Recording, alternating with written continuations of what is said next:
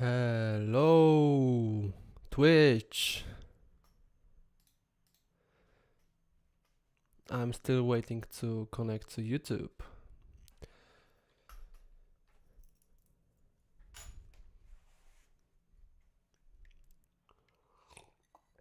Oh, hello, YouTube.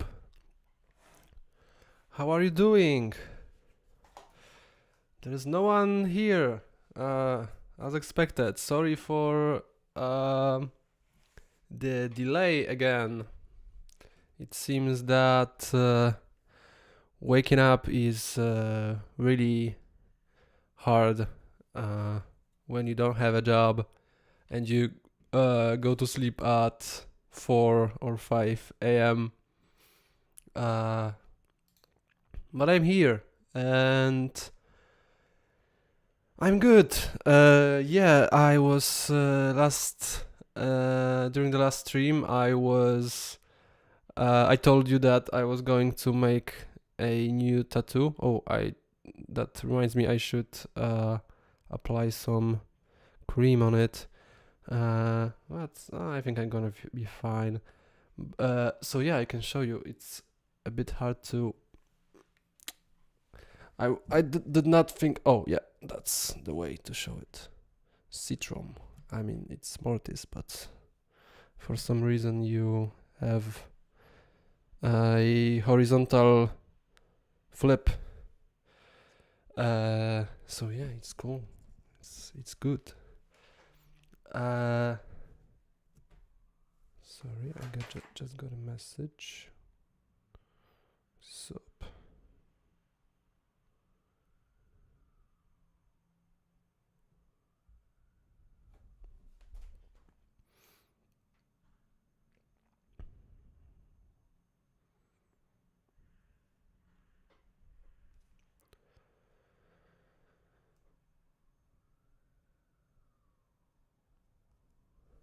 Yeah, sorry. So yeah, I don't know. What else? Apart from streams, I'm still working on a grand plan for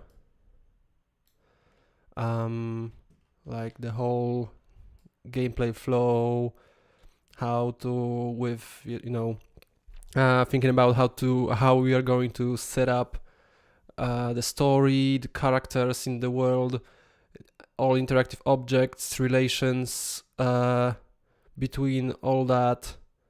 Like we have some things like fixed to the level. I mean the geometry. For example, here you can see 3 layers, but there will be more level layers. But here are 3 that are important to like in terms of level logic itself. So we have the basic geometry right here, and it's just visual stuff. Also collision is in here because it's directly connected to level geometry, and also here also like dynamic interactable things that are always there regardless of what we are doing. So for example, a door is such object because it's always here, but it could be open or closed, and you can interact with it, and depending on what's its state, you're going to affect it somehow.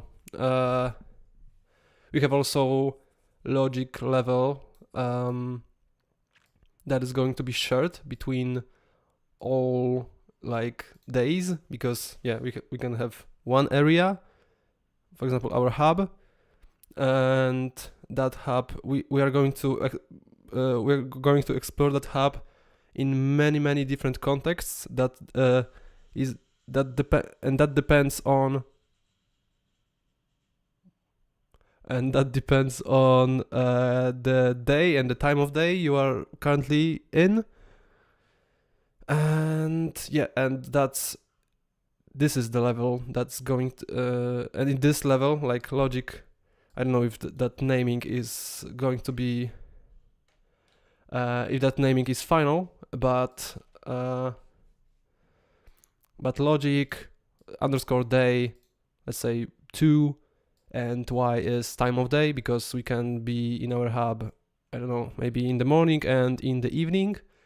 And in this scene we are going to manually place all the things and all the logic that is going to be there at that day, at that time of day. Yeah, and in this level we are going to have all those actors and other stuff and logic that is shared between all days, and is not like dependent on a specific day to happen. I mean, it's possible that in this scene there will be also things that are only activated after we passed a certain day, but still they are going to like but they are not so tightly coupled with only this like level instance. I'm still not sure if that's the way to do it, but for now it seems like the best option. Yeah, and I was thinking about how we are going to describe a actor instance, which is like I was thinking NPC, but maybe also other things.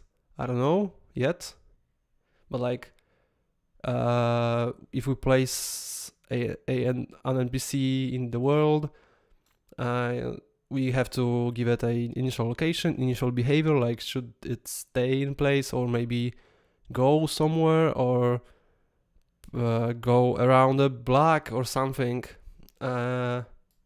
And also available dialogue options, which are available only in that specific actor instance. So if we place some guy during some day, he is going to he's going to have those specific dialogue lines for that specific day. But on top of that, I was thinking about a system for like having a set of shared dialogue options, because yeah, I think it's mostly it works that way in games, so that as you progress in the game, you have more and more dialogue options to choose from an NPC. Of course, some option might be one-time option, so if you already selected it, you cannot do it again. But I came up with a list for every actor for every NPC in our game, and this is like a version of shared logic level, but for dialogues only. So here we are going to have a list of dialogue options that NPC can ever have, with a list of requirements. So that could be, okay, so if we are between day 1 and day 5, and a priority, which is going to affect only the sorting. So if you have the dialogue, we display dialogue options to you, and we have a list of options. That priority is going to only affect how high it is in the hierarchy of options.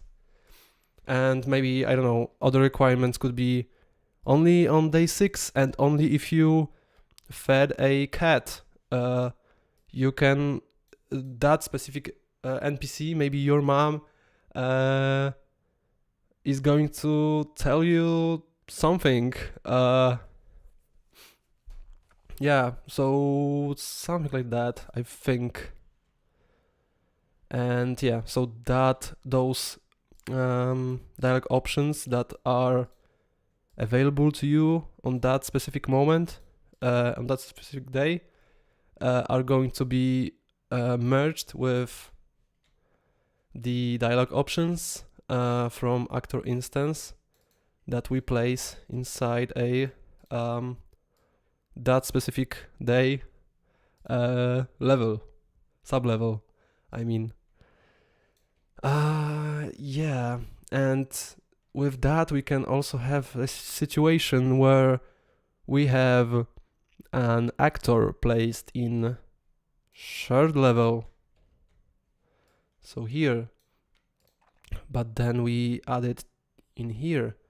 So is it like, should we allow it by design and somehow override actor from this scene? Because this is like directing a specific moment in the world, and this is like giving us a like a framework of sort. So we probably should do that, but I don't know yet. I think it's a good idea to override it, and maybe of course, like so a person who's doing who's making a logic for that day is aware of what's going on. We should of course somehow tell that person that this is happening. We are overriding an actor. Yeah, so a lot of stuff, and that's only the beginning. I need to.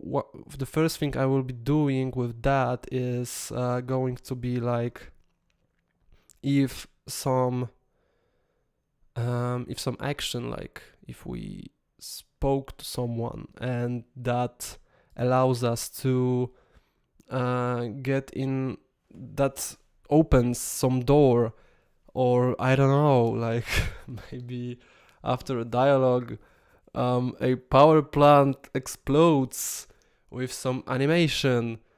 How do we roll back to that if we then save the game and then quit the game, open the game, load the game? How do we roll back to that specific moment in story where this power plant was destroyed or this door was opened? And while we don't want to like play this animation again, so I was thinking about a system where each object like that is permanently in the world and its state can be changed. So every object like that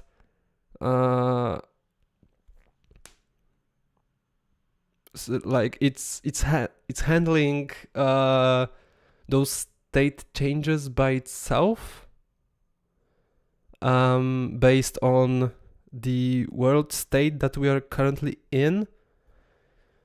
But now that I think of it, while I'm saying this out loud, I don't know. I mean, the basic. I don't know. I don't know about the details yet. I'm thinking about that, but the basic idea is that we can, if we have a flow graph of events that are happening. So let's say here something happened and that changes the state of the world. So like here is that that explosion. Here we maybe see this animation. I don't know. And okay, so basic idea is even if something changed, but with animation, and that, and we keep the last frame of that animation, we should be able to roll back to the end of that animation instantly, without waiting for that animation to happen, without any errors, of course. And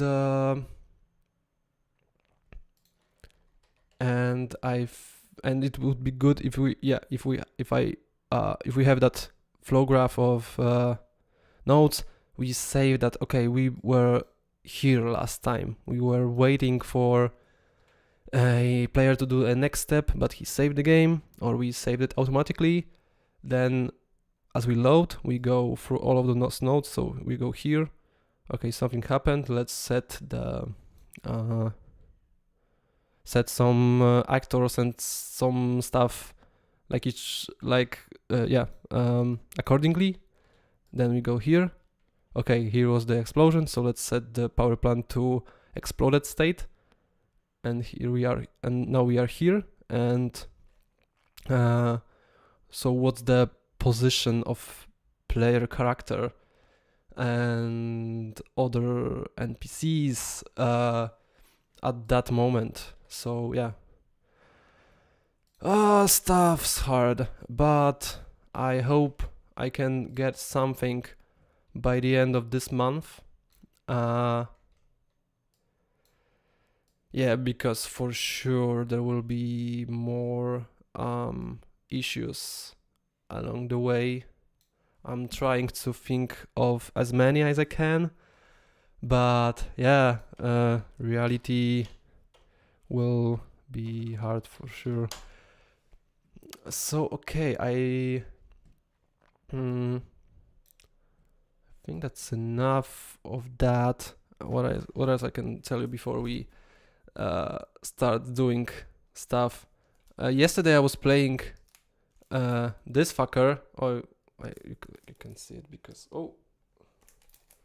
it's Star Wars Rogue Leader for GameCube. I'm playing it on Wii actually because it's cheaper and it plays both Wii and GameCube. And I never played this one, even though I have it for a few months already. And wait, maybe I'll just disable background removal. Yeah, fuck that. What's the game? This is the back. This is how it looks inside. I love these sweet little CDs. Nintendo had to they had to do something weird. I have a manual.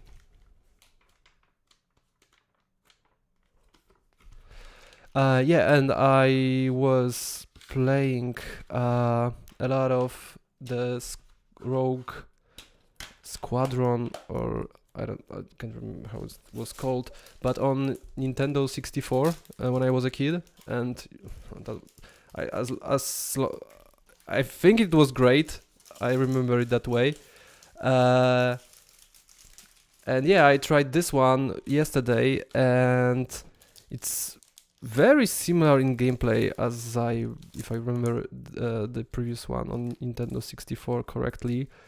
Graphics are better, of course, but yeah, the vibe and everything is really close, so that's fine, I guess. It's like you go from mission to mission, and at least for the 3 missions I've made, it just, the sum of the cool moments of movies. So I don't know, I will play more of it, and we'll see if it's what will be my judge on it. And yeah, I think I have enough of Midnight Club 3, at least for now. It's very good, but I mean, it's a racing game, so it won't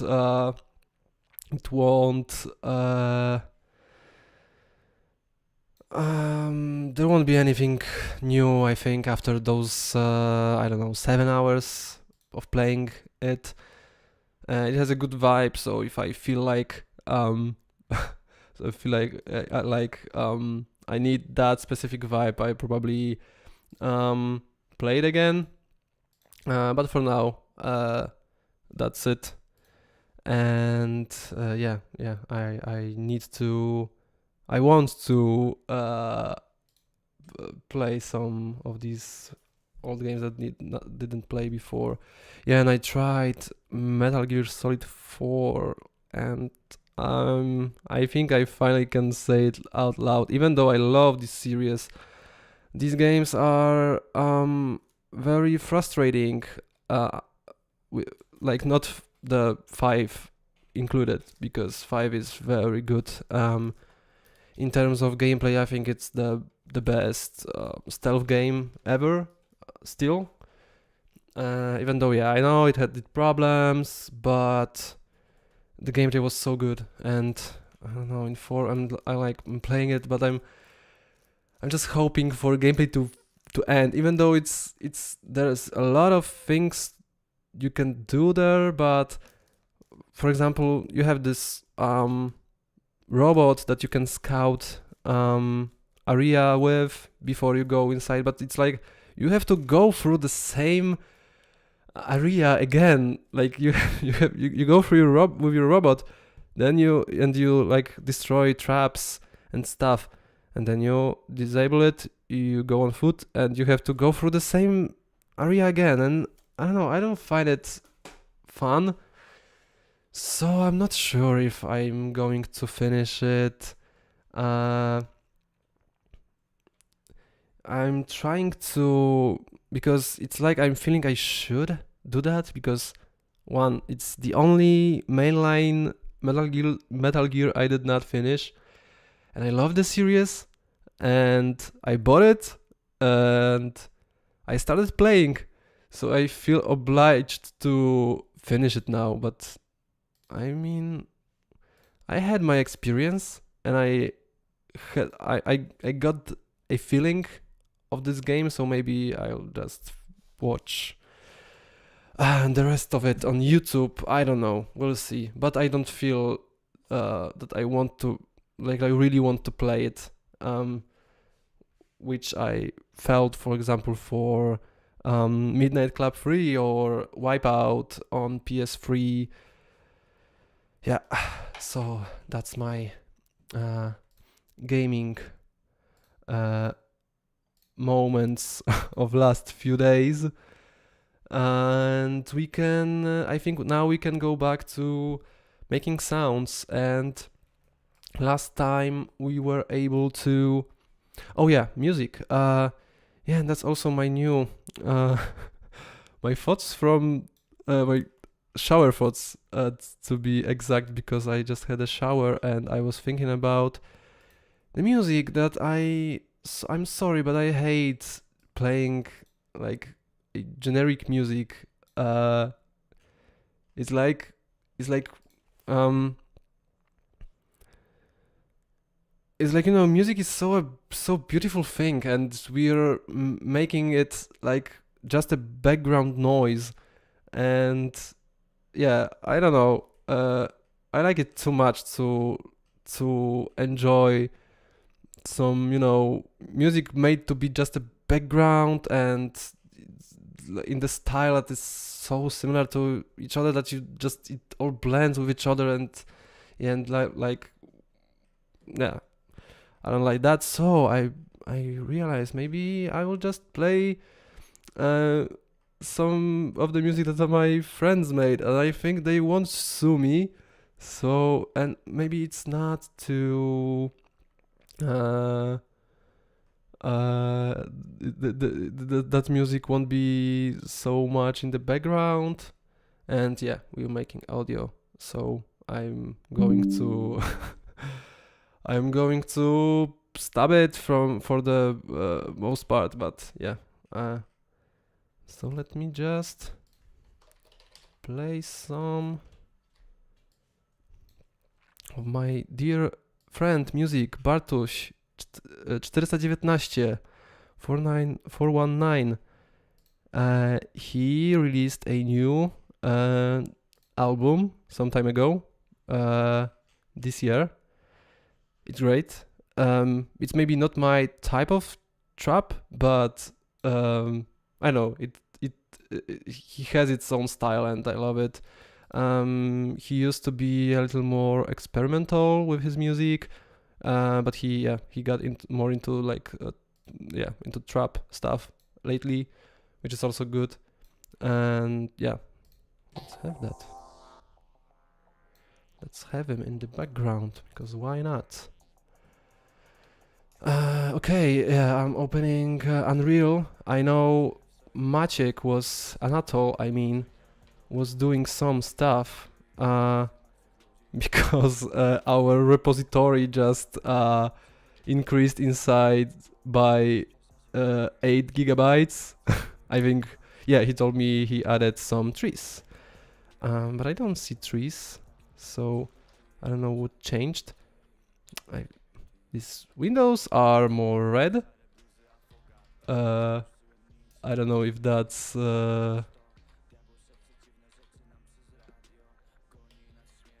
supposed to be this way.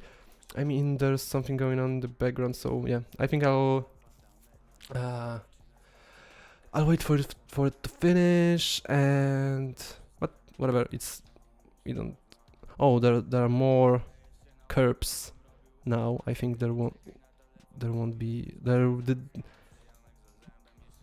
Yeah. I think there wasn't a curb here.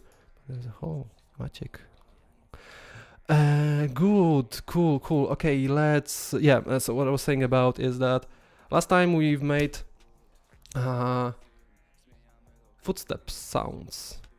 Oh, I can't play until something is imported. Yeah, we've added footstep sounds, but a really basic one. Just one version with only a pitch changes. For every... Ooh, I have a crash. Cool. Why is that? And it's coming from my code, which is... cool, why is that? Sorry, I'll just... Here you have crash report. And it's telling me about something in 140. Yeah, hello root killer. Always a perfect time to join. But you just missed my backstory for like of my last few days, so I don't know if that's perfect time. I would say it's good time. Okay, yeah. Crash. Line 142. I did not change anything, and so maybe that's not my issue, but let's see. Cast. So it's like player controller doesn't have a player camera manager and on level loaded, and it's not even my code. Or is it? Oh yeah, it is my code. Sorry. What's happening here? Unloaded. Yeah, I added that. I've added that lately, like as a base for our game flow things. I've made some tests for level loading. I don't know. I think I'll just restart the engine and see if that helps, because I tested it and Maciek was testing and it was working. But yeah, it seems in this moment when it shouldn't even. I think it should not even call this, because it's called after we load a level with this specific code, but it's but it should happen only if we are inside. If we are inside a one specific level, or Maybe not. Maybe it's not like that. Yeah, it's in game mode and we are not... there's nothing to like stop it from executing. Sorry, my code is probably too small for you to see. Yeah, we have Unreal here. Let's see if all levels are loaded. They are. Cool. Let's play the game, please. Work. No. Okay.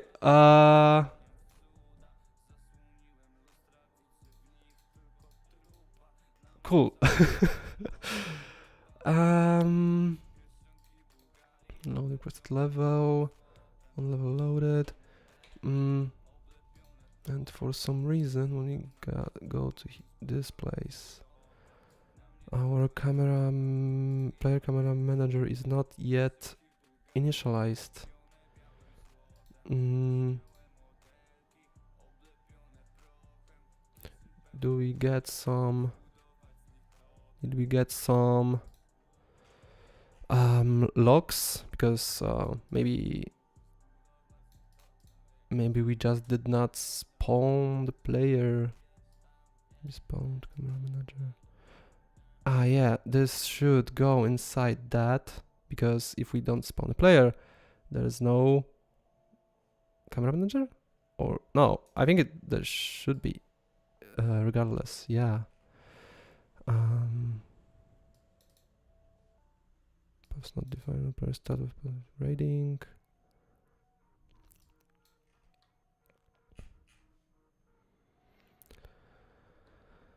Oh my god. Spawn actor failed because of collision in the spawn location. Oh, that's the issue. Okay, so it's not spawning. Yeah. And it seems that... Wait, do I have... No, fuck. Was it 143 or 42? I don't remember now. Is it? No, I don't have that. Shit. No, this for sure. No, it's here. So for some reason there's no camera manager. Great, but yeah. Let's. I think it's if this happens because of the collision in player start, then I'll just. I suppose there's a problem with default mesh collisions, which I am fixing all the time as Maciek is adding more and more meshes, because yeah, by default you get some, but yeah, before I go into that, I check, yeah, there's some weird lamp colliders, but I don't see, where is the, okay, let's find player start first. It's here, there's no collision, but there is one here and one here. Yeah, we had that problem before. It's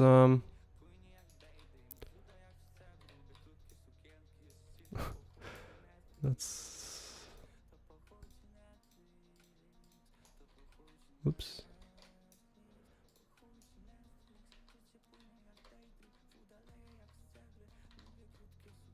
Oh, and there is one big collider. Yeah, and it's all those lamps. For now, I will just remove it in static mesh. The Stranding vibes, yeah, totally. Why doesn't Rider catch this crash? You mean, why is there anything inside my log about it? I mean, maybe there should be, but I skipped it somehow.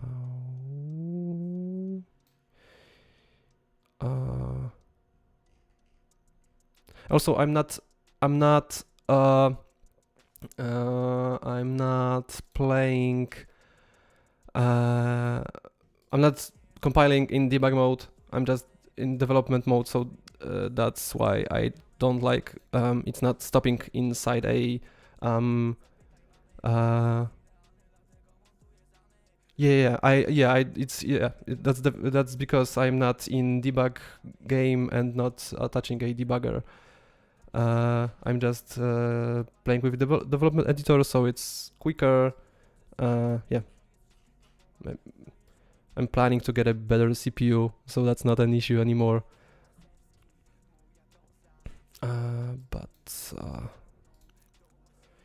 Yeah, let's remove these collisions. Where is the... Oh, that's a sweet tiny little lamp. Where is it? Oh, okay, remove collision. Save it. What else? We have trees, they seem to be fine. Let's look at our player start. Okay, there's something there. That's landscape.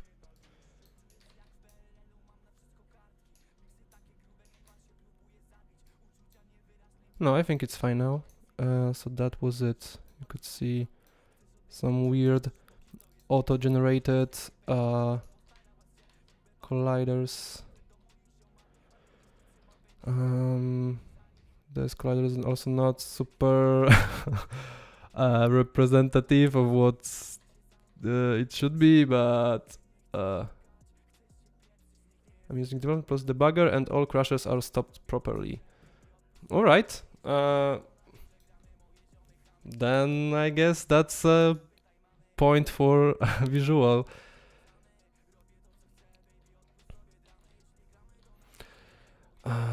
Okay, let's hope for the best. Oh, yeah. I thought there's a crash incoming.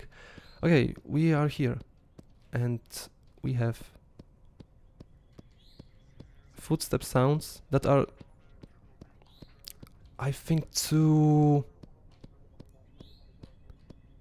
I would like to be them to be a more like clappy, like, you know, as you walk around with barefoot around, I don't know, maybe in a pool or something. You just hear those like you slapping your skin on a surface. I think it's fine for running, but there's not enough texture for walking, I think. But I will leave it like that for now. Maybe I will add a variations for running and walking. For now it's fine. What I want to do today is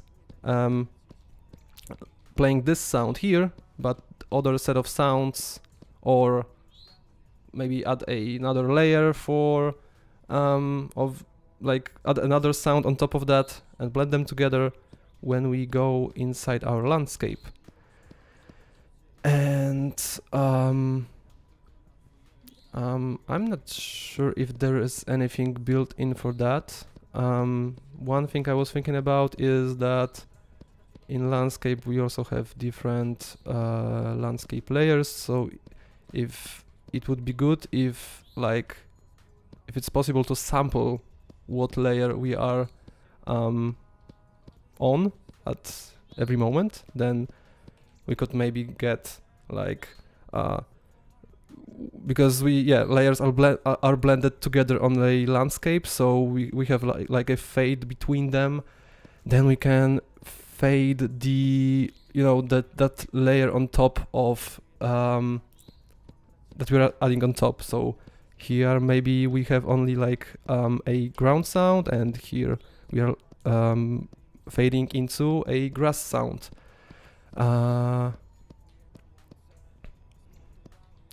So that's what we are going to do today.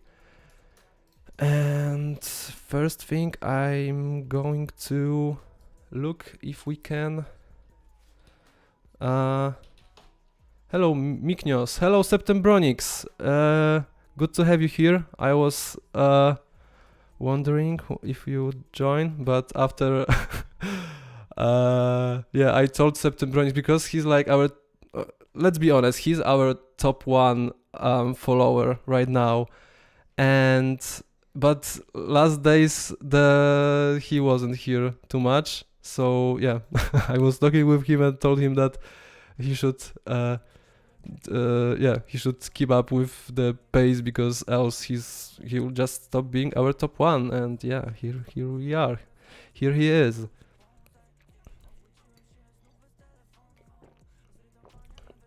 Do you have a good time in work? Is it a chill day? Yeah, but what I was doing, I want to search Unreal Engine, sample landscape layer.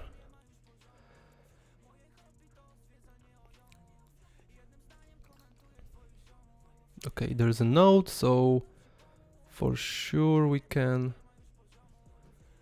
It's so. Okay, so at least you have time to join us. Me.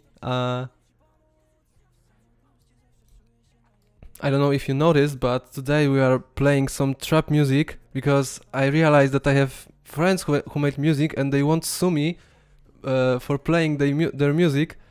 Yeah, so we are listening to Bartuś 419 right now. His new album.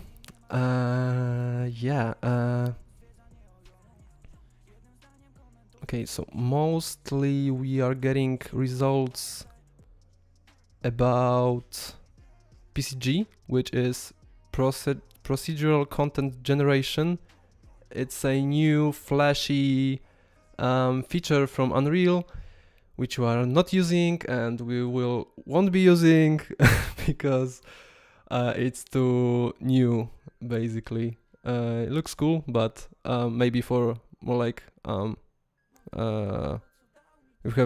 if you have a super big world and you don't have you don't need that that much of a fine grained controls in every place.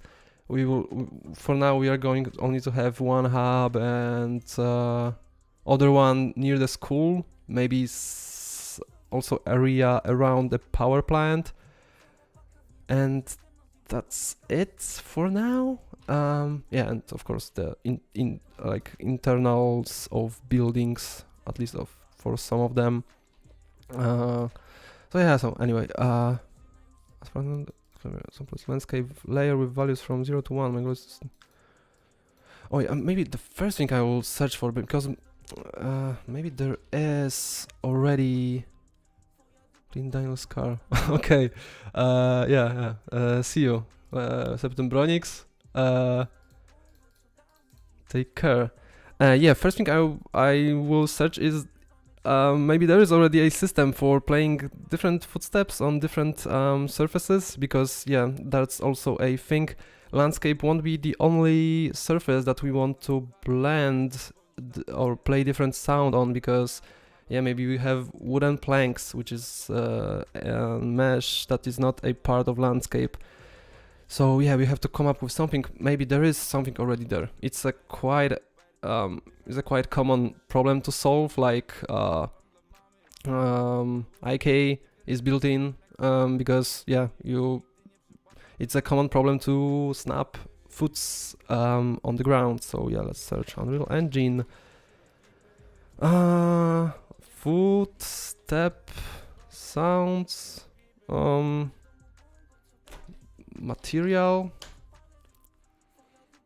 request, different footstep sounds, different materials.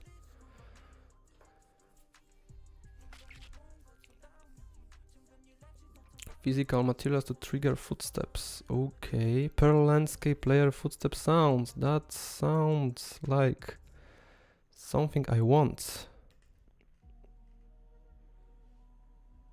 We have a package in marketplace, or no, yeah, I think it is a marketplace link.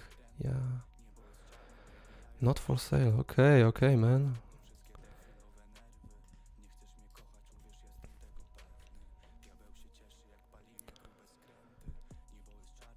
Blah blah blah. I think this is mostly interesting to me. suggested in this video here. Line trace finds a physical material and then uses a map to set and fire a sound cue. That sounds good. As you can... What is a physical material then? I'm not aware of anything like that, but sounds promising.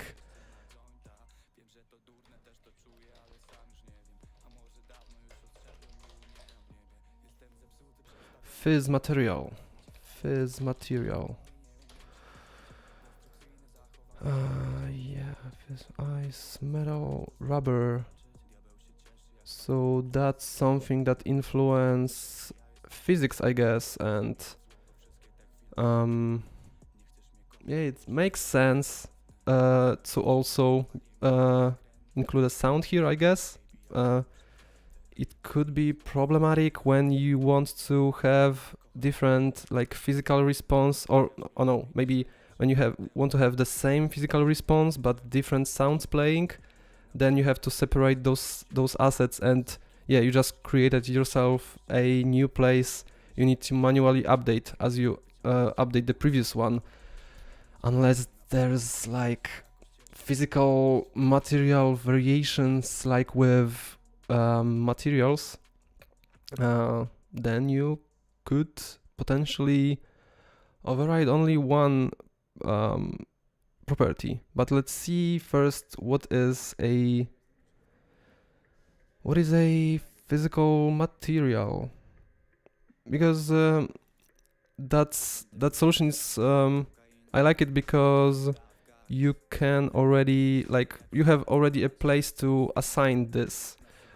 If I wanted to create like my own component with for like overriding sound triggering, I would need to put it in every actor, which is fine, I guess, but it's better not to do something than to do it. You know, to have a fewer steps of configuration. Let's see the physical material.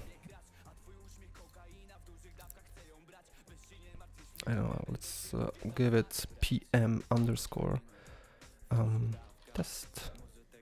And I created it in audio, which is the worst place, but okay, yeah, friction, so physics, response, restitution, density, surface type. That's a fine selection of surface types. Maybe I'll go for default. Okay.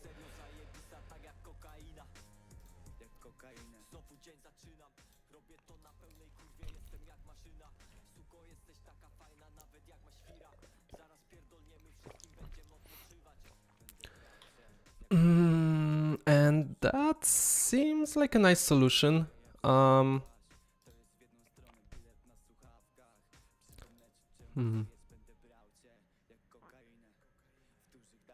We are not going to have too much physics, and like it will be there, but it's not going to be like fine-grained, and thank God we are not making like a physics-based game.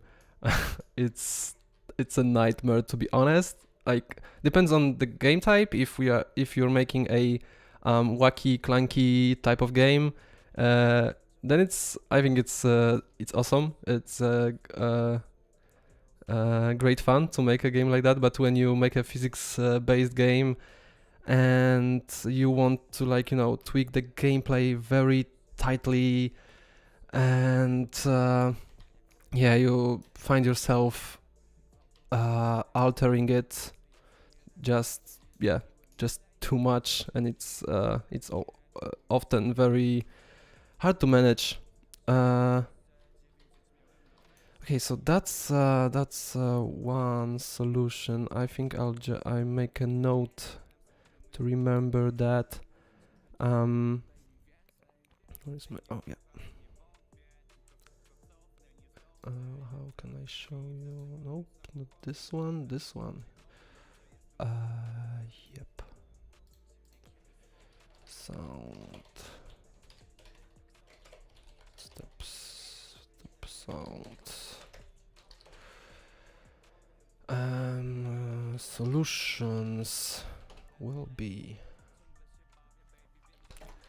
a map, separate asset with map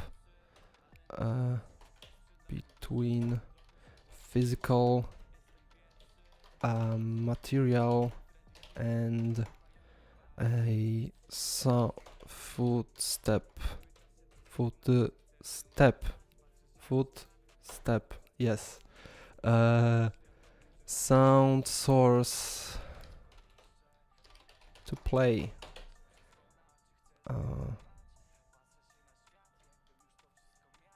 Yeah, if no this material is found, play default. And I like that because also with this we have, I can't click. Oh yeah, I can now click. Cool. I like that because it's also shared between all meshes, and I think I like that, and I think I like it more than, you know, this idea of blending. But maybe maybe if I make a specific case for terrain.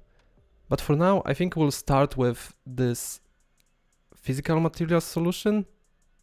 I like it, as I said. Let's see what. But maybe let's. Sorry, I'm I'm chaotic, but that's how my you can hear live how I think. It's like, you know,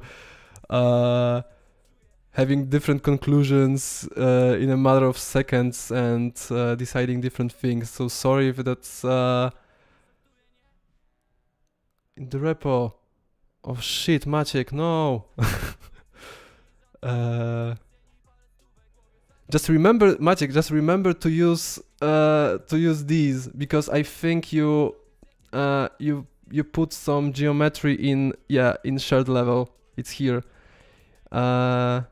If you work on geometry stuff, remember to lock everything else and set it as a active level by double click or by going here and selecting it here.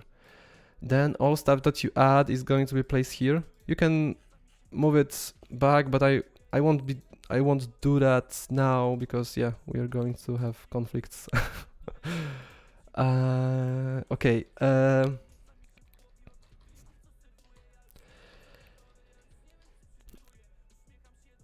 So yeah, I wanted to check if there is anything else that is smart.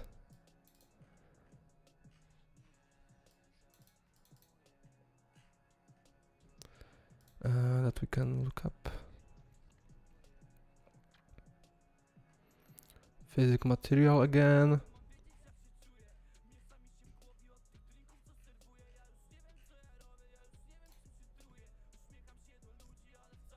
Oh, I will hide one note, I think. Trigger methods. Blah, blah, blah.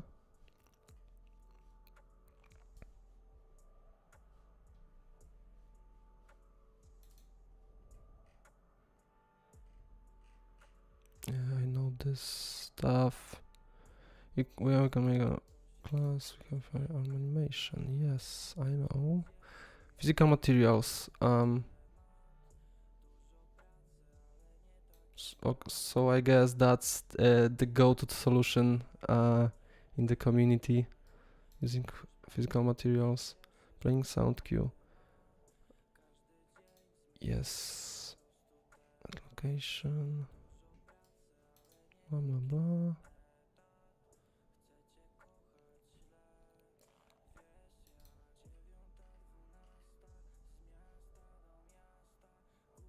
Okay, so here we have surface. We can get surface type from. Wow, this graphics. I don't know what to think about that.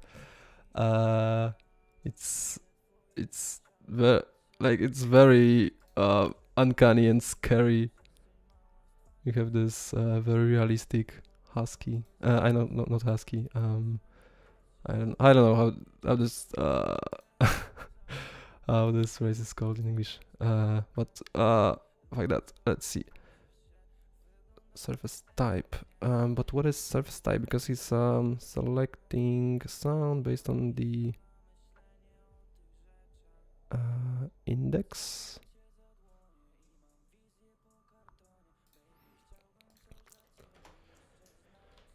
So let's see. Let's get into blueprints, and I'm going to do that in Blueprint now because yeah, it's more visual. So I guess it will be easier for you to follow.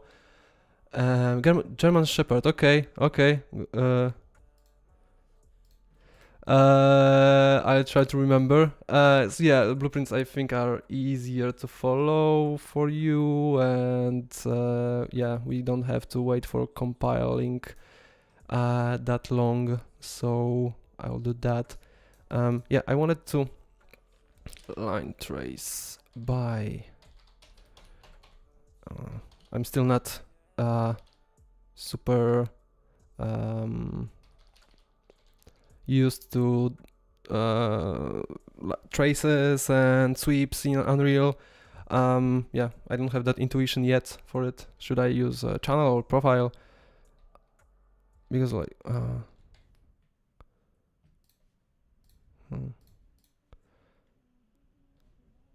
what I did for the camera, because yeah, I'm always.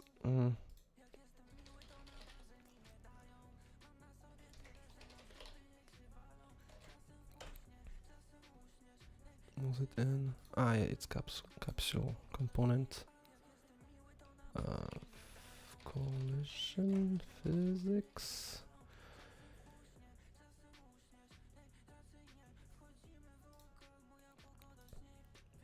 Have a channel or a profile?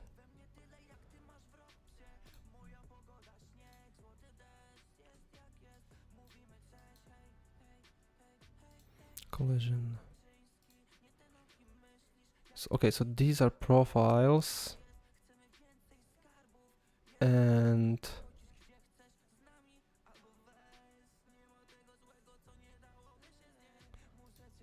if I could see those default channels, it would be easier to like understand for me what is what.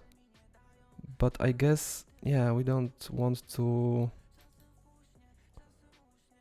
Oh yeah, that's it. Object. It was profile or channel, yeah. Line trace.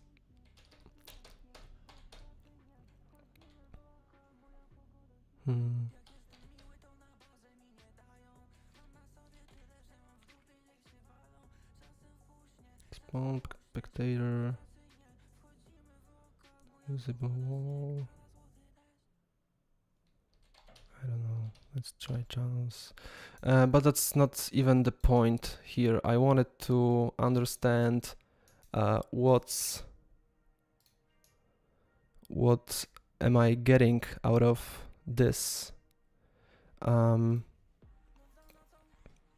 information about the surface?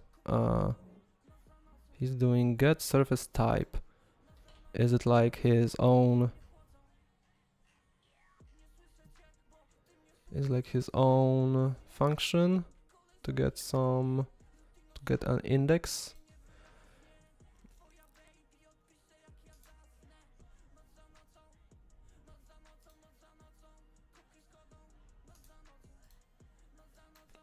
Get surface type, yeah. Why? I don't know why I'm not getting any. I think that's, yeah, I think I should get some tooltips here. And I think it's the same problem that we have, we both have with Maciek. So if you, yeah, I don't like. You can see that, for example, my cursor is not changing while I'm dragging windows, and if I do this, oh, it did not disappear. So it's a bit different problem. But I restart the engine, and I think it should help. Oh, by the way, there are like some cool sales on Epic Store right now. I don't like Epic Store, but Alan Wake 2 is exclusive, and I don't think we're going to see it released on Steam. And right now it's 170 zlotys, and then you can, on top of that, you can add a 33% sale. Then you have Alan Wake 2, which is like a AAA game from like few months ago for 100 zlotys. So that's a good deal. You should go with that if you didn't already.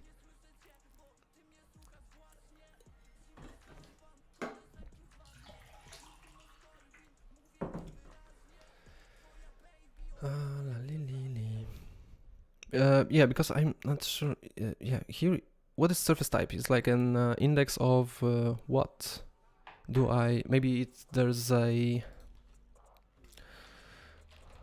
get surface type. That's what I do if I don't know what is the exact implementation of some node. I just search the whole engine. A physical surface type of the given hit to edit surface type for your project. Oh, that's cool. Hit phys mat. Okay, so just getting this. Determine surface type.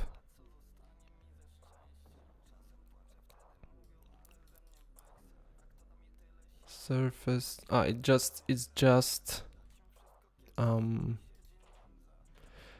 Yeah, I know. I remember now. It's here. I was making fun of this, and it seems you can define your own surface types somewhere. Oops. Is it inside collision or I don't know, phys?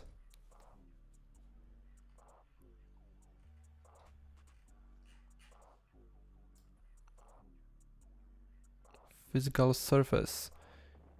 Up to 62 custom surface types for your project. So then,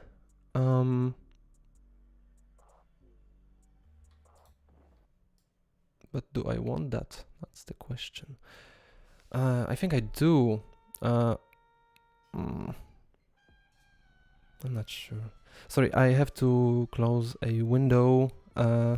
One moment.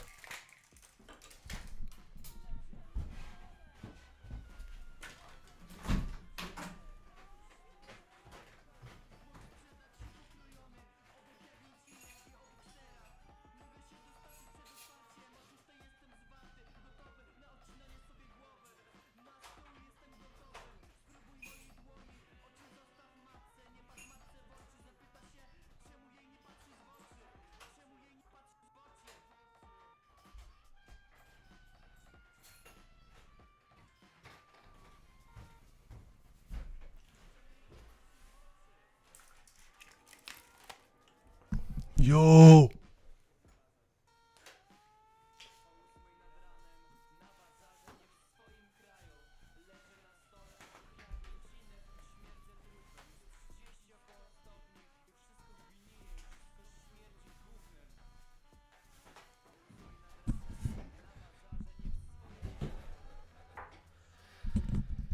Okay. Now that I'm comfy,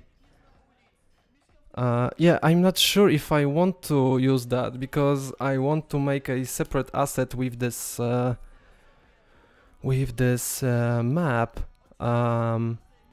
for sound sources, And if we, let me just open. Sorry if I do all this stuff in so many steps, and I'm thinking about like every step, but I tend to be like, I don't want to rush into solutions too fast. Just because some guy on internet did something one way. Because we have a physical material asset, and then we have a physical surface, and oops, this music is probably copyrighted, so what? Oh, these are also my friends, so let's have that. And then we have a physical surface, and then we have a map.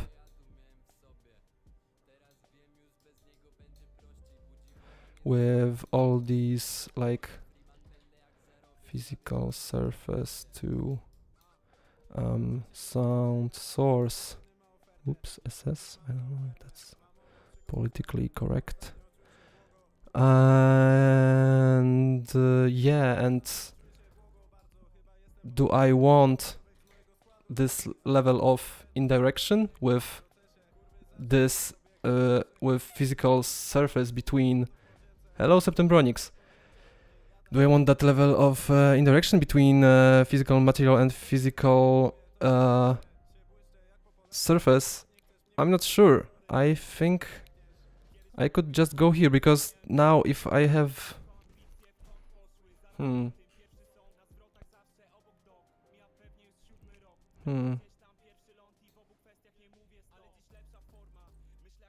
Edit surface timer project.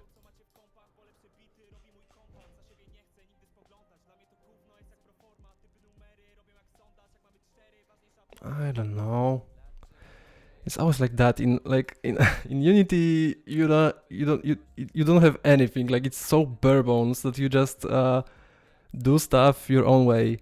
And here you have so many stuff already included, and I want to do something, and I'm like, which thing to use? Is that supposed to be used for sounds? I don't think so.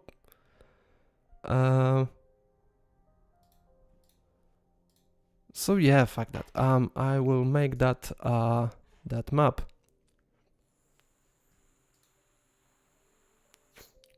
Which way do you prefer? I don't know yet. I like that you can because physical surface is like just a string, is just a like what's on coil bull. I don't know. I'm just a vaping junkie at this point. I don't know what I'm vaping. I just, give me more of those juices and I will produce more smoke.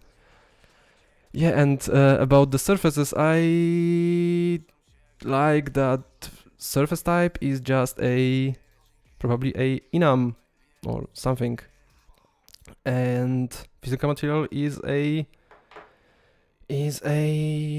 object that you have to load it, and you have to load all those properties just to load a sound, which you don't care about friction, restitution, etc. When you're playing a sound. And again, that's maybe I'm optimizing too much at this point, so let's just and sorry, I will do that in C++ because I don't want my base types to be made in blueprints. I prefer to have like the foundation in C++. So and how do I do that? Because I think you cannot have Unreal is not this showing you map by default in details panel, so I can't just create a map property, I think.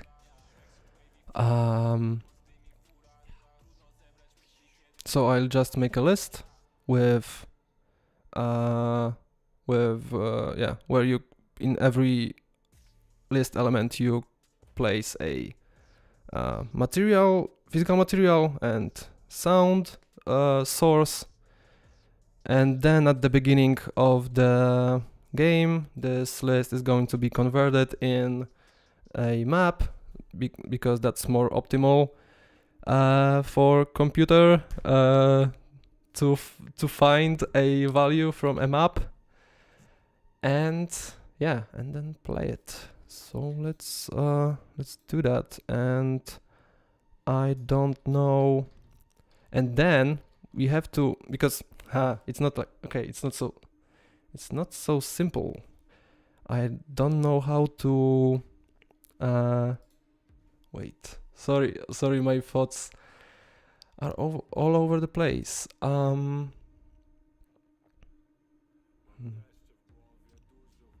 It's a different sample. Okay, so yeah, because right now I'm playing footstep sounds inside animation, which I love because it was so easy to add it here. Then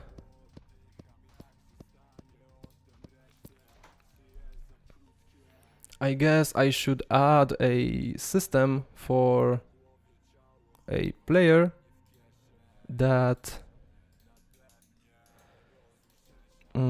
is changing the input wave asset depending on where we are at the moment, because I don't think we can like do so much stuff in the meta sounds graph. We don't have we don't know anything about physical assets and other stuff like that inside the audio logic. We can do some stuff. We could like introduce a list of wave assets here and then get a index from the outside, like to put a index here instead of wave asset. But that doesn't make too much sense. It would make sense, like placing a logic of selecting a sound inside this graph would make sense if we could, like, if this would allow us not to make like that logic inside C++, I think. But if we need to do that anyway, then I think we can skip handling it here. You know what I mean? Like, it's instead of making two things depend on each other, you can make one thing very generic and the other to control it in a way it wants. So let's go into C++ and make a new component. And I'm not sure how to... that's another thing. How to... and I think I know how, because I was... sorry. Because, yeah, we are playing this sound in a character. We're just playing it from our animation asset. So we don't pass any information to it. Then how can we get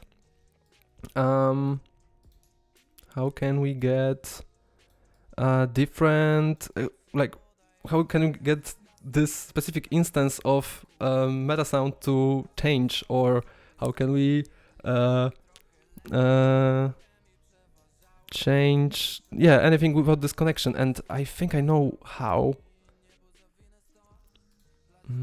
I'm just not sure if Okay, what I was thinking is we in audio modulation plugin they introduced something called where is it? Yeah, for some reason I think okay, that's already that's copyrighted. Sorry. Let's play some Tomfa now.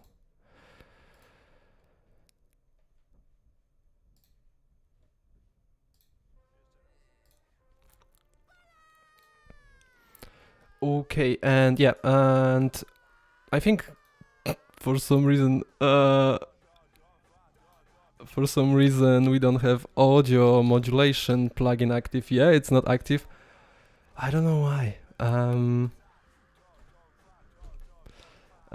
So yeah, sorry that we are not doing anything. I thought that we will finish this quicker, but stuff is happening.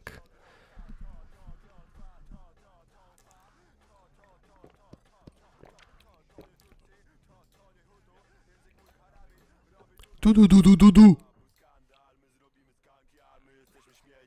Da. Nasza zabawka.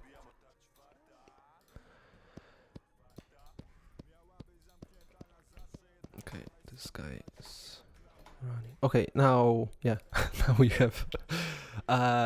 Yeah, I can continue. So in audio modulation plugin, Epic introduced control buses, which are a way to, which I think are a global values that can be used to alter different audio things.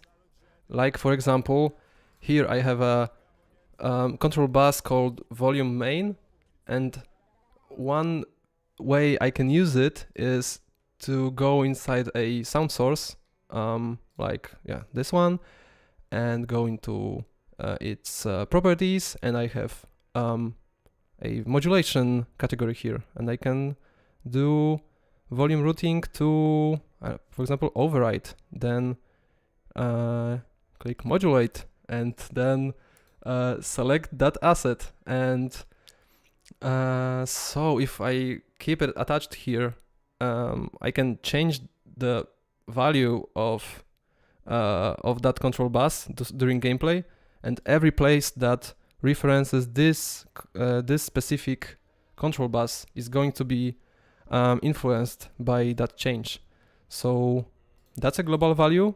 That's something we want if we want to keep playing. If you want to keep playing animations like that, and I would love to keep it that way instead of making a notify and playing it from a code. Yeah, I would love that. Anyway, and this modulation doesn't need to be. It needs to be. I mean, this control bus doesn't need to be like specific to those properties. We can make anything, if I understand it right, because I did not use it yet. And then we can, inside our meta sound, we can call get modulator value, select a specific asset, and we have a value, and we can do anything we want with it. What's that? What's a green? I think it's float, so that's not good. Yeah, what I was thinking, that maybe we could make a modulator that is a integer, and we could select a specific wave asset based on that integer, but as you can see, it's float. Integer is in that green tint. So again, I think it's not the way. Sadly, yeah. And yeah, for example, we have time of day. That's we have some built-in control buses, like control bus parameter types. We have volume, pitch, blah blah blah. And we also have a time of day, which okay. So, but still, it's float. And what I think they want to show us is that you can create a control bus that's not really connected to any audio audio parameter. It could be anything, but it can't be integer, as you can see. I could cast that to integer, maybe. I don't know. That seems a bit hacky to me. So, is there a way?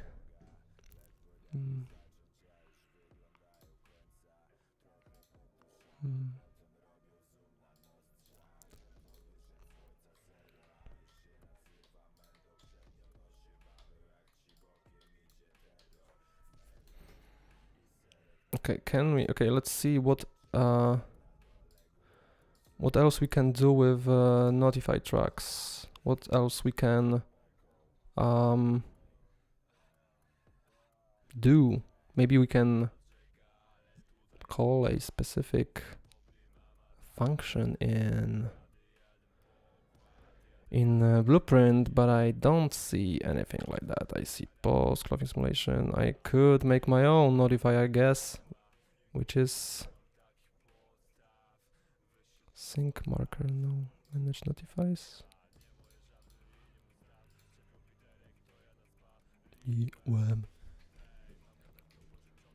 Mordo.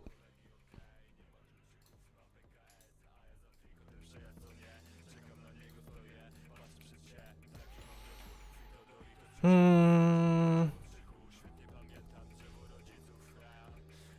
ja. Jabłko, a nie zjadam. Touch name, follow, blah blah blah. I'm playing the sound. Event. No, I don't think there's a easy way, unless creating your own notify is easy enough. I guess what fuck. It would be good if I could do it Unity way.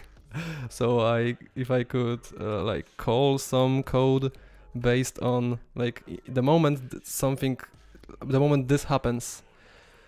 But I don't see any like a notify with. No, it's all very specific for clothing, sounds, and stuff.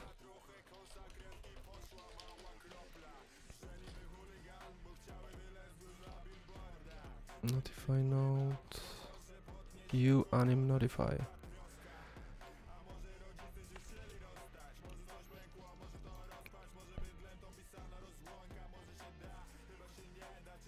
Srauto, pies.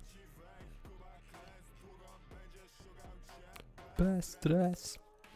Bez stres wychował bestię. Ale kiedy zejdziesz? Okay, let's see. Let's see. Implementation for play sound. How's your Mortis tattoo? It's great. That reminds me. Yeah, I should put that. I don't know, something on it so it's not dry. So one moment.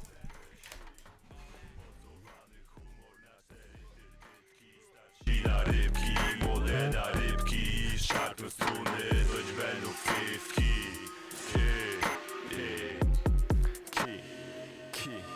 Ki.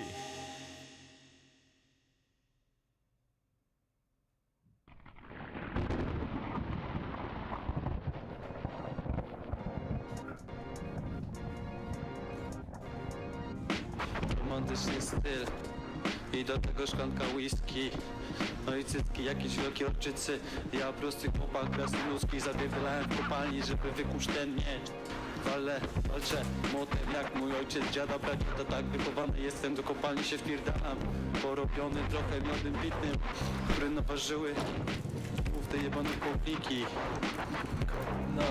Ludzie się tu patrzą na mnie, chyba dlatego, że mam dobrą nawikę. Now it's awesome. Okay, let's see my Mortis. I noticed some imperfections when it comes to the feel. Like borders are all thick and nice, but there are some like I don't know, transparent. You won't see this in camera. And it's not a problem, I guess. It's just when you look up very closely, and I have it on my hand, so I look on it a lot, at it a lot. Yeah, but fuck that.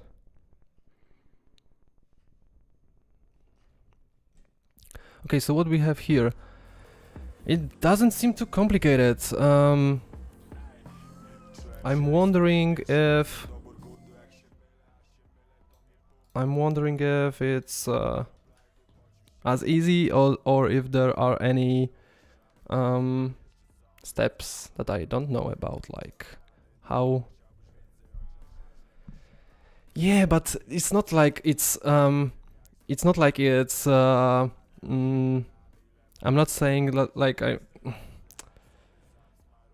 I don't have a problem if a tattoo is not, you know, super straight lines or stuff where they should be straight, and yeah, it just this you can see that line around every letter, and that the fill is just a bit less black, and I'm not a fan of that, but it's just when you look up closely.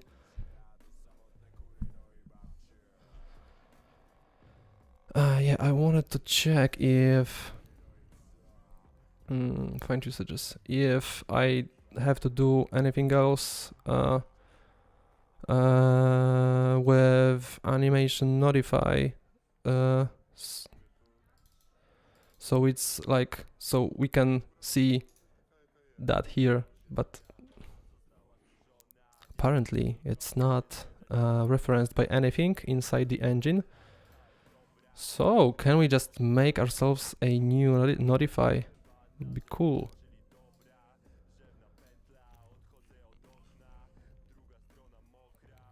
Okay, so here we can, in header file, we can put all our properties, like, yeah, it's just that.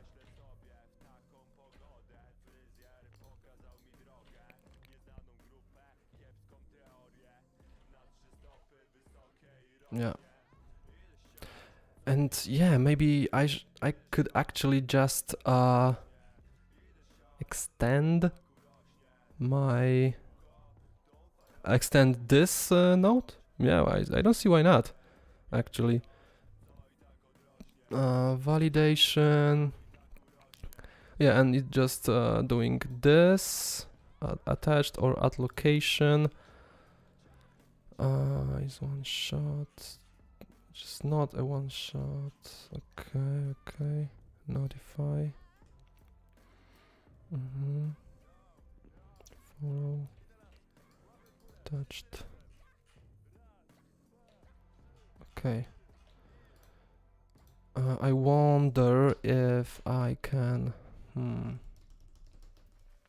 pass a value like that. I don't think I can.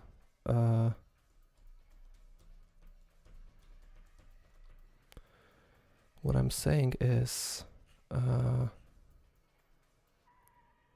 that we have to pass a wave asset in there, and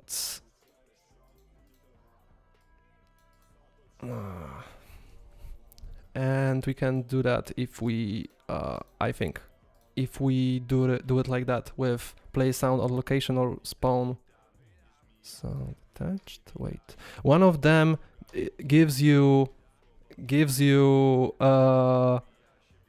yeah, audio component, and then you I think then you set values, but that doesn't make too much sense after playing a sound.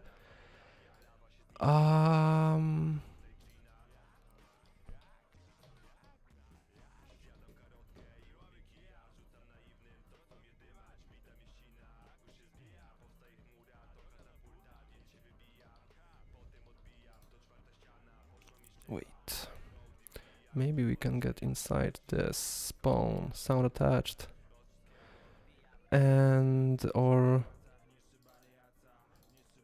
just add this new class I was talking about. So let's add new folder called animation, because it's a animation notify.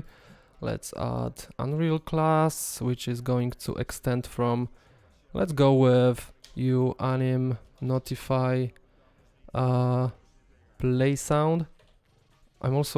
I didn't see gameplay queue in list of notifies. Yeah, it's not here, even though it's there. Yeah, there is a class like that. But yeah, let's go with play sound. Let's go with HL anim notify underscore play footstep. And yeah, that's fine.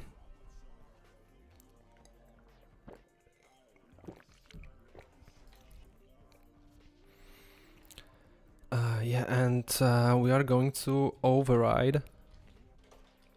Override. Oh, I think I can. How I can do it fast? Generate code, overriding members. Yeah. Let's group them together, and let's see. Yeah, anim notify. No, I'm looking for this, and we want to override notify, which is the place where the sound is going to be played. Yes, so this is the basic implementation, and I'm basically going to copy it because it's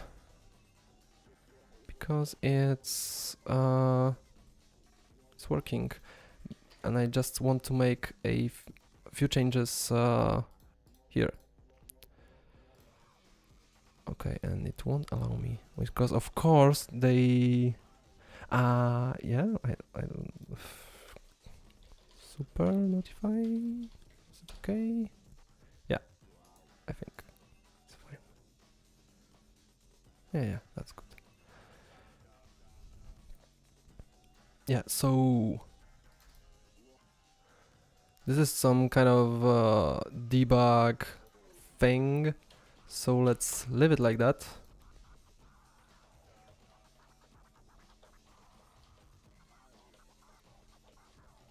So what we want to do is we have our skeletal mesh component, so we can get so we can just line trace from it downwards to check our surface type, and I'm wondering if this is going to crash the engine. So maybe a better idea is to get our owner, check if he has a footstep component attached to it, and this footstep component is going to contain the wave asset to the sound asset to play. Wave asset to play, or no? It's yeah. So it's not like we attach any wave asset. Yeah. So yeah, we're going to get a current sound source from it, which could be either a wave asset or a meta sound, and then use it here to play it, and yeah, and also and that's it, I think. Yeah, and we are going to leave this sound here, which is just going to be our default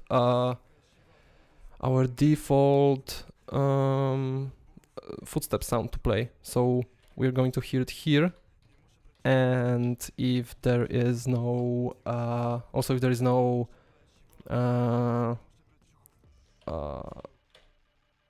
footstep component attached.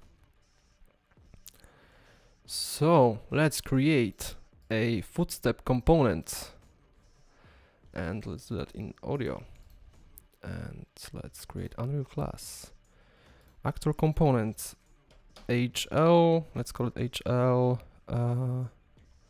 footstep component. Yup.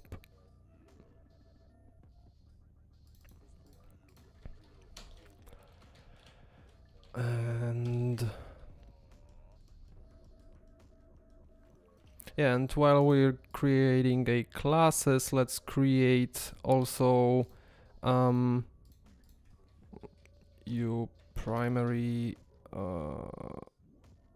asset, primary data asset, which is going to contain our list of sounds and physical material connections. So it's going to be called HL for sure, and then material sound map asset, phys material sound map asset, or maybe sound to phys material map asset. Yeah, that's cool.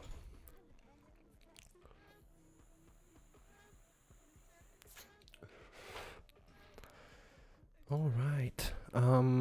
I don't need a CPP file for this because it's just going to contain the data.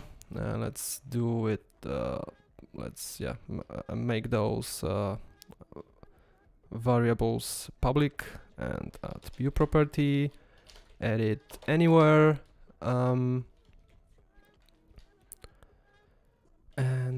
yeah, it's going to be a T array of a struct that I'm going to define above. FHL sound to phys material entry. Structs properties inside C++ structs are public by default, so I'm just going to add a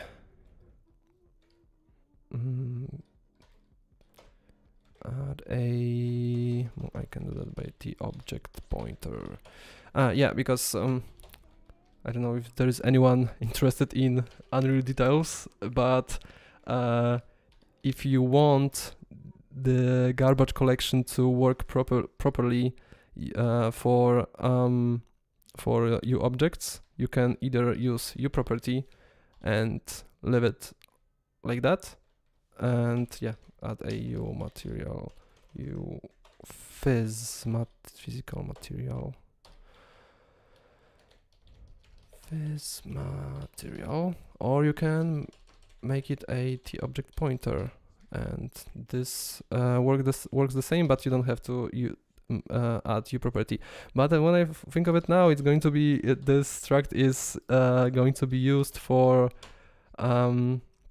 like editing inside the details panel. So yeah, I'll make it with u property anyway, and it's going to be edit anywhere. I think we have to add blueprint type in ustruct properties. Yeah, cool.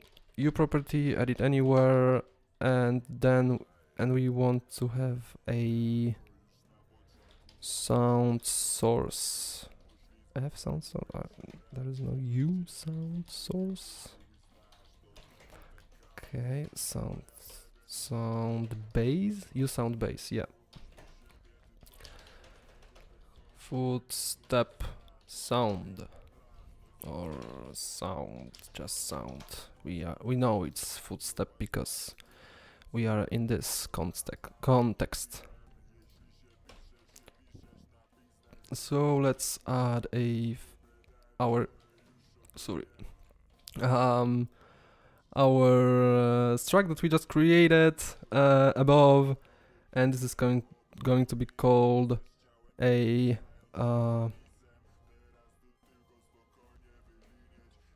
entries, and yeah, and now we need to create I think I would create a subsystem, and this subsystem is going to be available for like globally for every system that requires it, instead of trying to get this from somewhere and doing it all by yourself. So yeah, let's create a subsystem.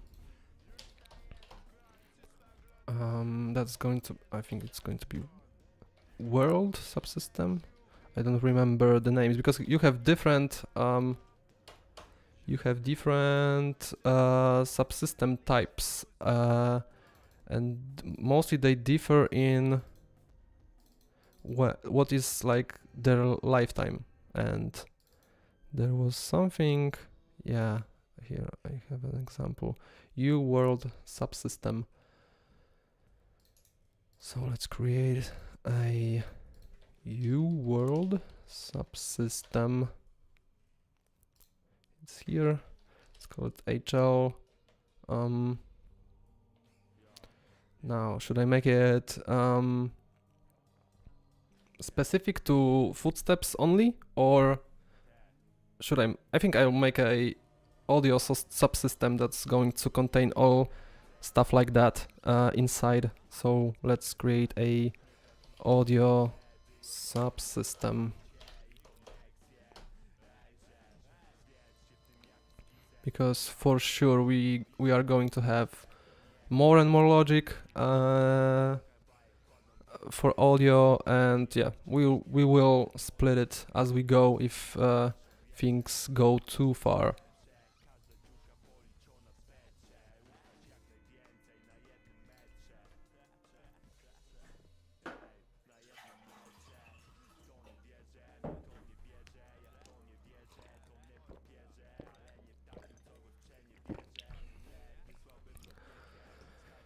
Yes, so we have the audio subsystem.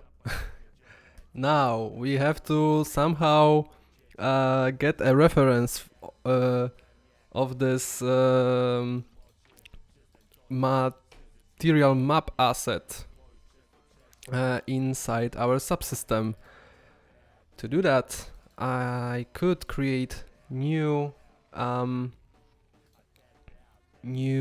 settings tab here, but for now I think I have already like a tab for the game specific settings, and we have widgets here So I think I'll just add audio members here, and yeah, again, if things go too far, I will split it, but I don't see a reason to do that now. So yeah, let's go to internet line settings.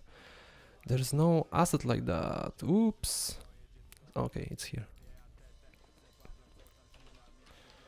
So let's add view property, edit anywhere, config. I could just copy it, but whatever. Category is going to be audio, and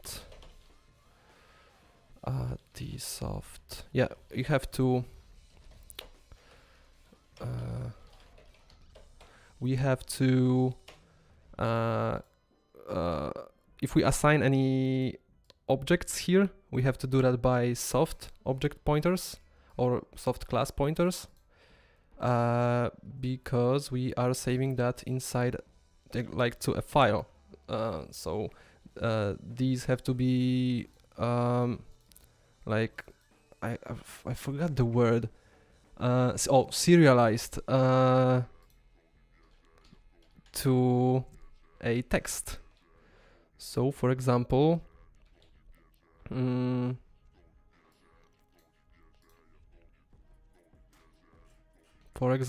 like this, we just have a path here, or here is just a path to a class.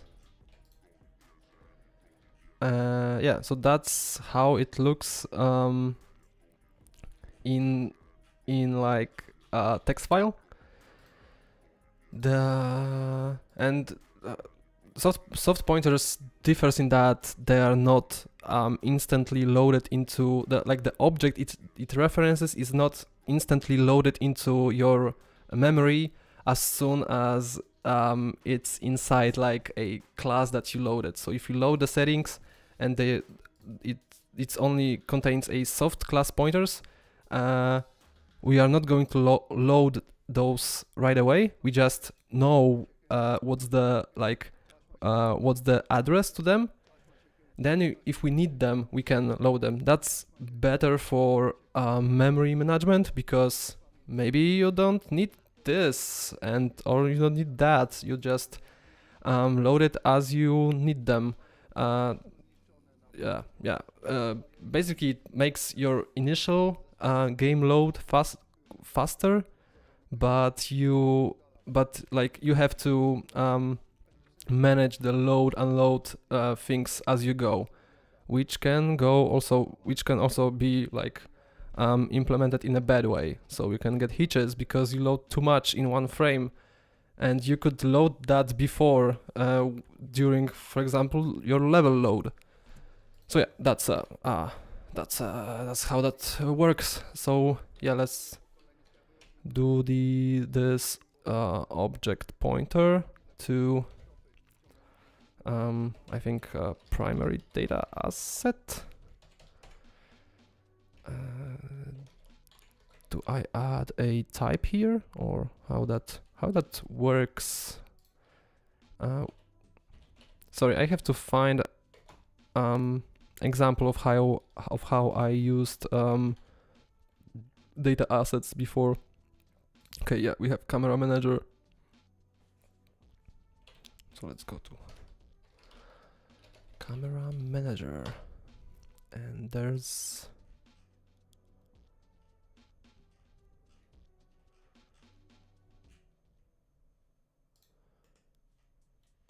okay, so so you don't do this, you do UHL sound to fizz material and for declaration, and it's going to be called sound to fizz material map asset. All right. Okay, so we have that here. Now we want to load the this asset inside our audio subsystem. Now that I think of it, there's a problem that Oh no, there's no problem. Sorry. Anyway, yeah, we have to load it somehow, and we want to. After we load it, we want to create a map between sound base pointer and our wait, no, instead no, it's opposite. We want to get a sound base from our physical material.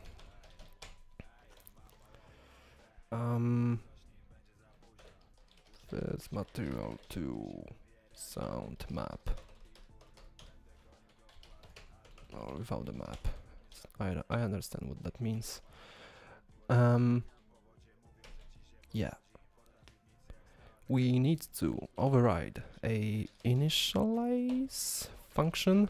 Each subsystem has this initialize function, initialize, that can be overridden to get some like logic that happens at the beginning of that subsystem lifetime. And what we're going to do is we're going to call uhl settings get, which is a static function that I've made.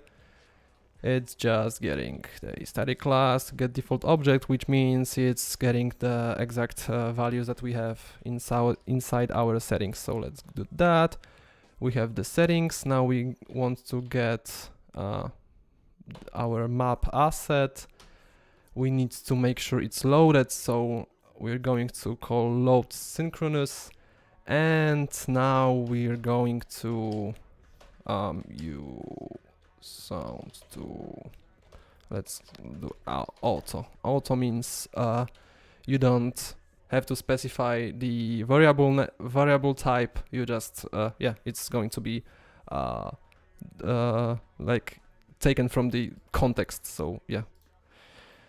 So auto map asset equals to that thing we just loaded, and now we want to create entries map. And so yeah, first thing is that we're going to do some checks, and we're going to check if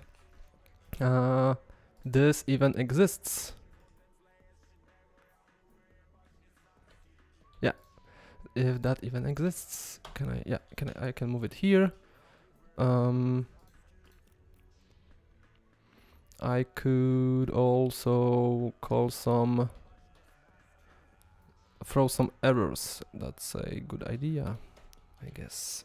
So what I'm doing mostly in these cases, I like to use ensure message and yeah, you place your check inside, so map asset,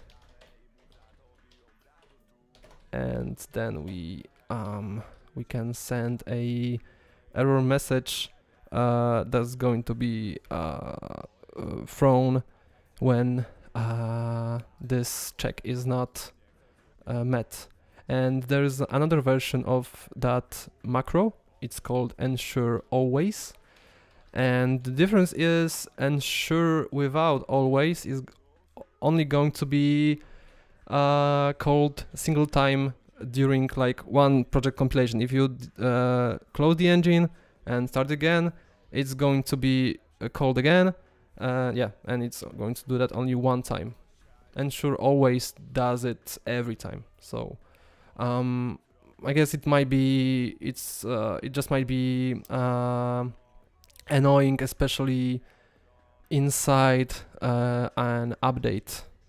So yeah, you would get every frame, you would get the error, and that's annoying if you have debugger attached. So no map asset, no sound to physical material map asset, and assigned in h internet lines settings.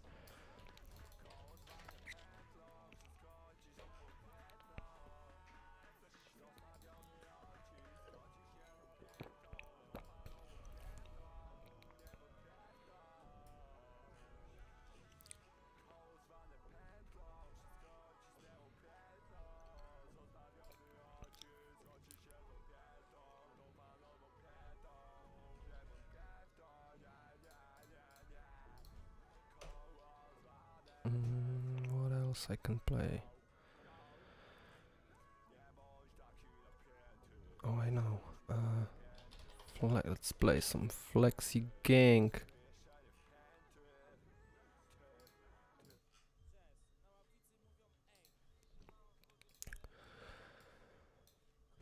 Okay.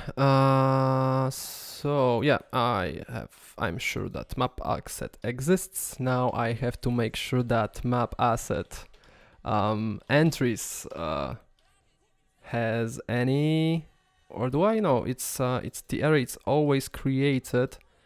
So I don't know. I don't have to check that. I can just go and iterate on these entries.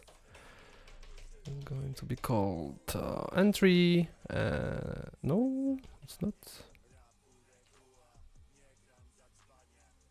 Never used. Okay, sorry. I'll just wait. Yeah, and now I need to check if entry sound is valid, and if entry dot physMaterial is valid, and if not, then we are going to again throw and I think in this case, I know it's weird, but I think in this case I'm going to do UE log and yeah, let's do internet line log internet lines. That's our log category for our project, and yeah, and now it's going to be error, and let's put text, and here we say entry this entry has sound or phys material has invalid. Yeah, and I won't. I don't think I need to point out a specific entry, because you will see like this, the whole list. You can just look it yourself, and if it is valid, then we're going to and threes. Where are you? Ah, it was called map. Something map. Yeah.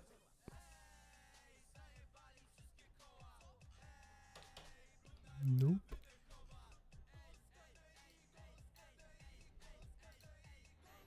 Fizz to material sound, yeah.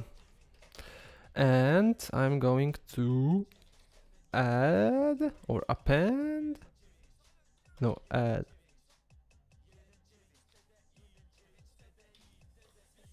Yeah. Add a entry fizz entry sound. So that's it. I have created a map, and now what I need is a public function, u function, blueprint callable, and it's going to return us a u sound base sound, or let's just I changed my mind. Let's just use U meta sound. Does it make a difference? Like what meta sound has in its definition? Maybe there are some useful functions and properties to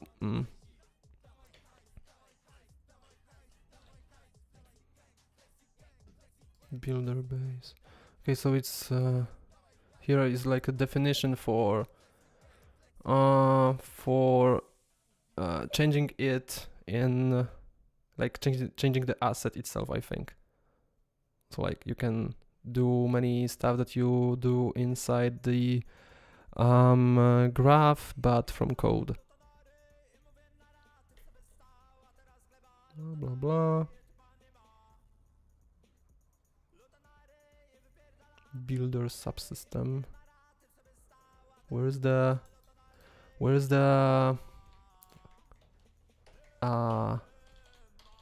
meta sound itself? Ah, it just gave me this. Cool. Files here maybe. No.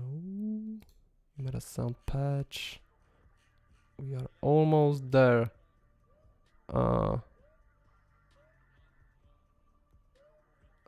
Nope. Meta sound source maybe. You meta sound source, yeah.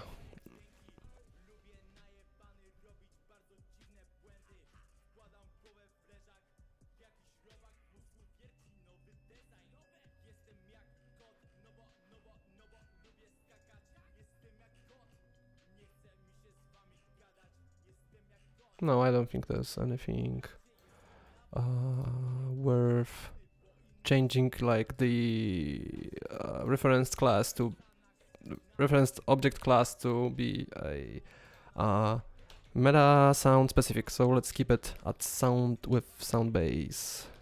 So a function that is called get sound for fizz material, and yeah, we have to pass a fizz material to that, and this function is going to be a const function because it doesn't change the state of our audio subsystem. It's just going to give us something, and we're going to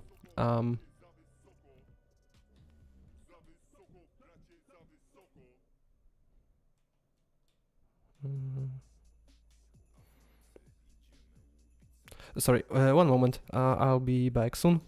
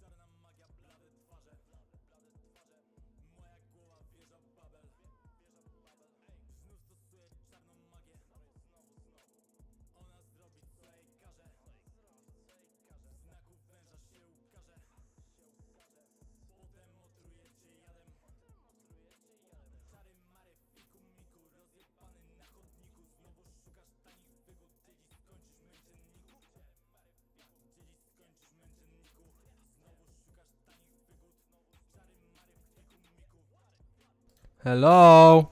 Wake up! It's me again. Yeah, I took some shit and I had some water and it's all good. Yeah, I need to implement this function and I was just thinking, should I return a no sound base here or should I um like um make a default footstep sound in here, so we always have some fallback value to play, and I think I'll do that. So let's add a property in our map asset, sound to fit material map asset.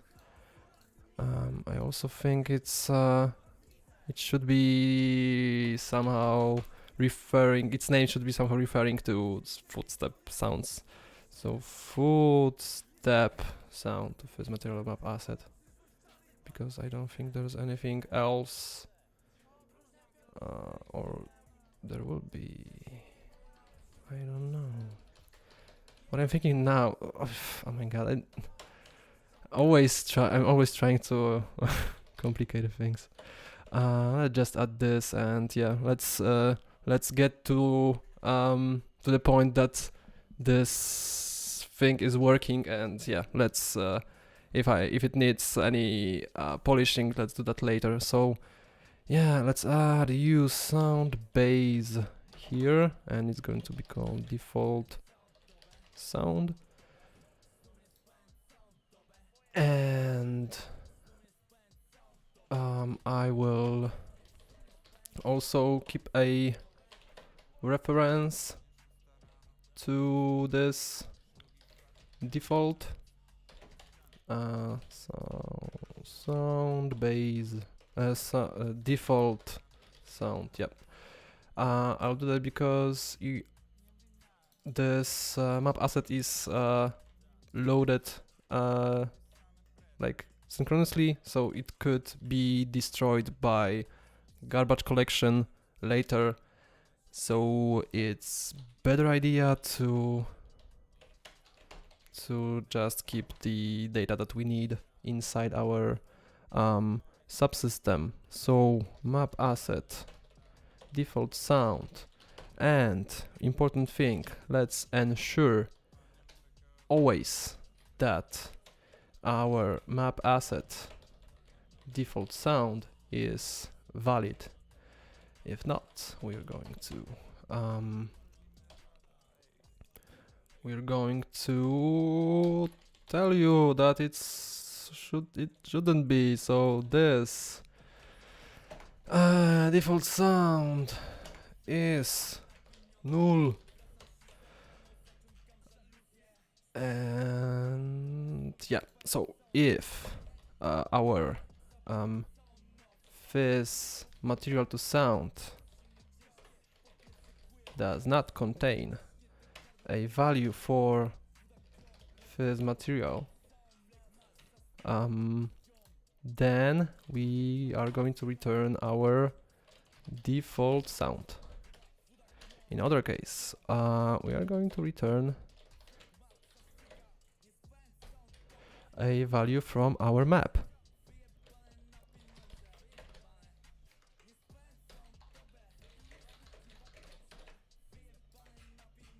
Yeah. So that's another step done. What we need to do now is we need to get that sound and play it in our animation through the anim notify that we just created. So I'm sorry, one moment.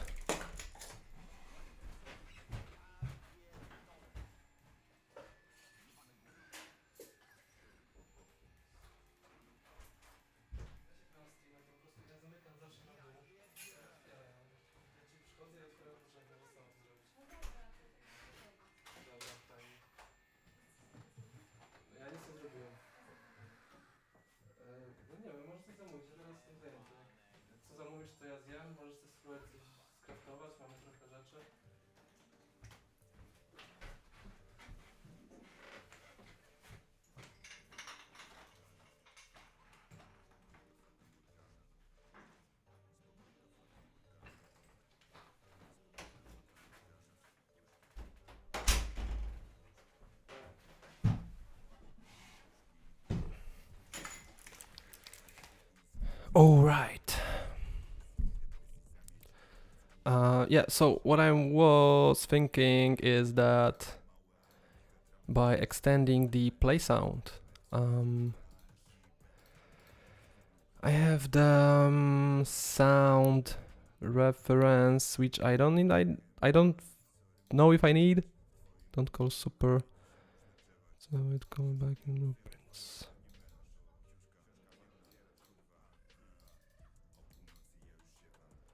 Okay.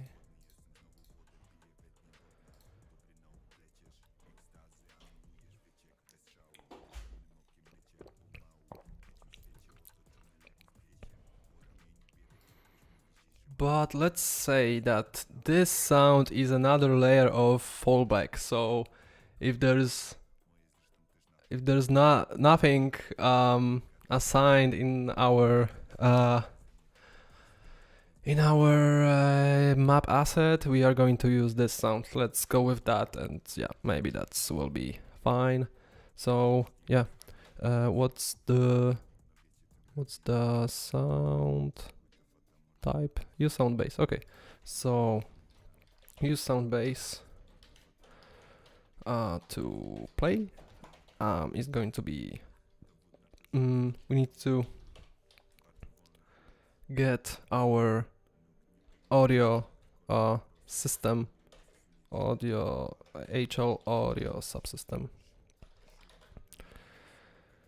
and we need to add a get static function here to be able to get it.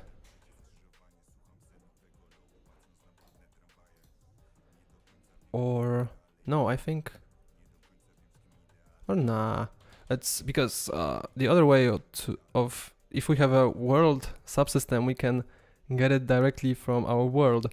And how do we know which world we are in? We have a mesh component which is in a world, so we can do that and get world and get subsystem, and yeah, pass a subsystem type, so HL audio subsystem, and that's it. We have our audio subsystem referenced. Cool. Now audio subsystem. Get sound for fizz material. No. No, it's not. Yeah, I forgot. There's one important step that I forgot about. We have our footstep component, and this this component is supposed to give us the current sound to play. So here we have sound base. We create a function, function blueprint callable, and it's going to be called get current footstep sound. Yeah, and it's a const. Yeah, and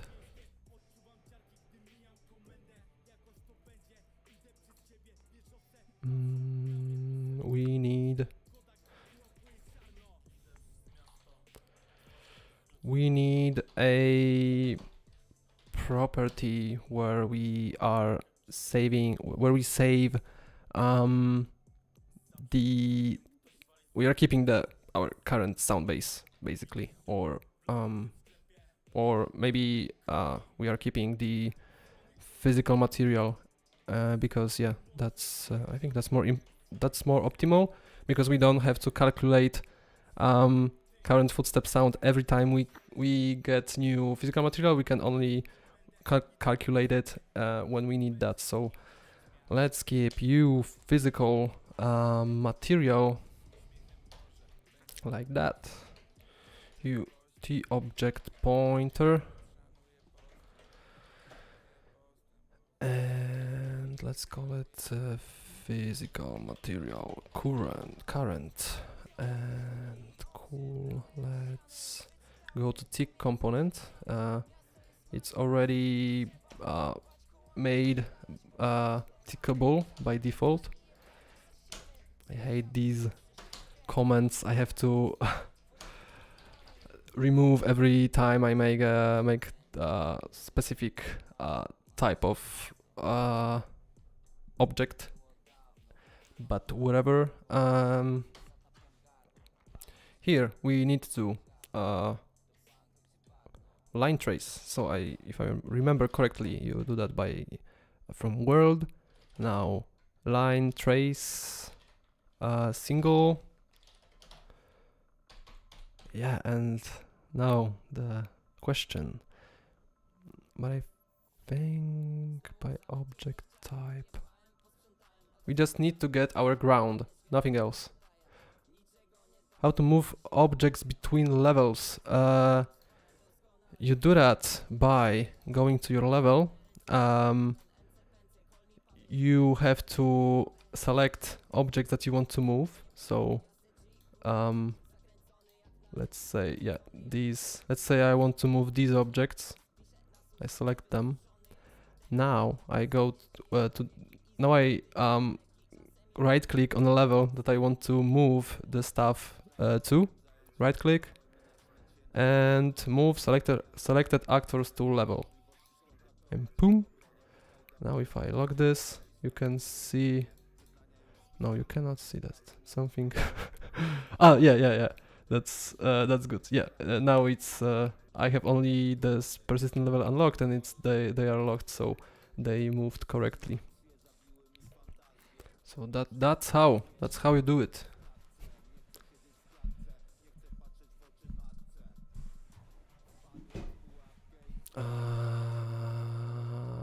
Yes, C++.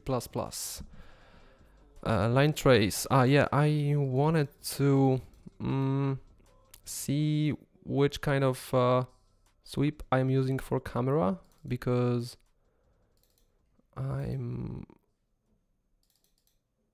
I copied the code from Unreal's source, and it works. And yeah, where is it? I think it's in manager. Trace or sweep? Nope. Was it here or maybe in gameplay itself? Sweep single by channel.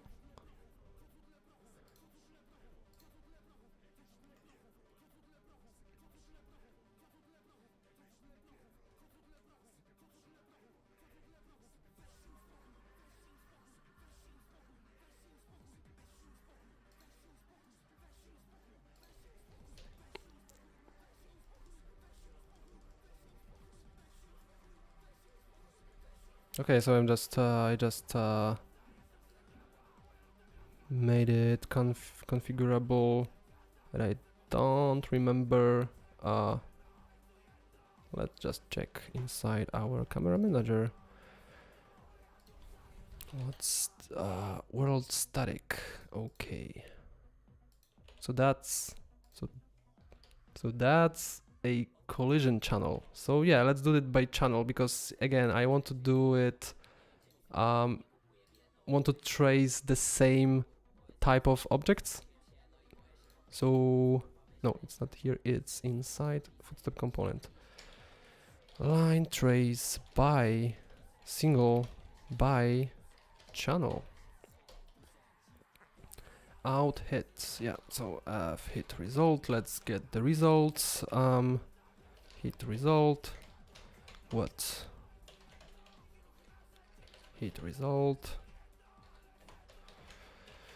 We need to give it a start position, which is going to be, I guess, get actor location, get location, get owner, get location.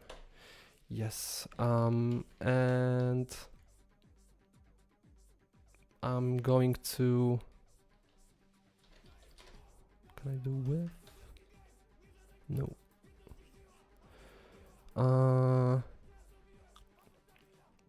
That's too bad. Okay, so I think I will offset this position a bit to yeah, to up, because maybe we are a bit below at the ground, so I don't want that kind of problems. So yeah, start location, and it's going to be this, but we are going to add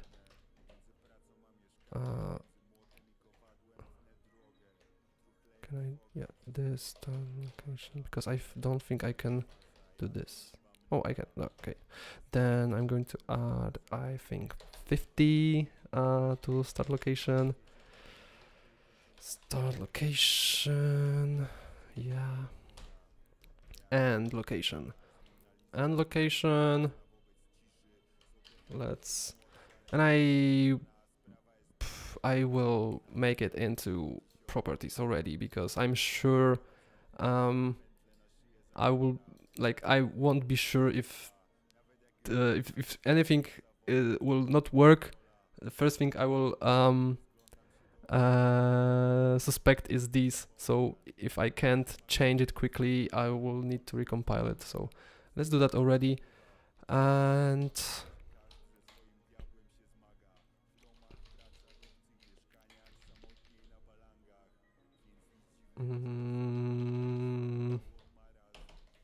make a shit. It's I'm still figuring out what's my preferred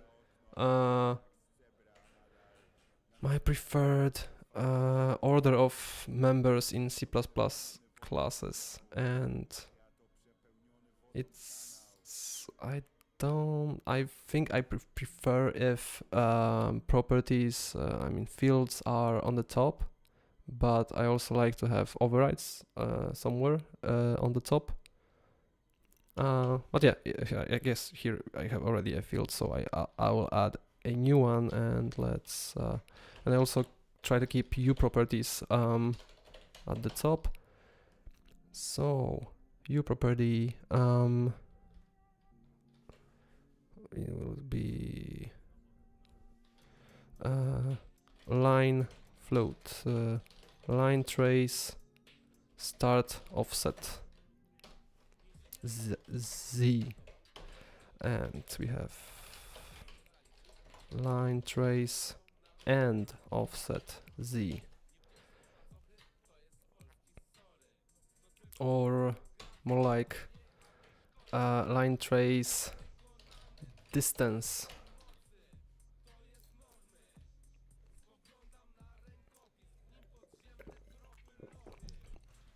Maciek, did you manage to move the objects around the levels? So this is like that, and I can just plus f vector 0 0 line trace start offset z. Remove that. Can I make it a const? Yes. And we're going to have const and location.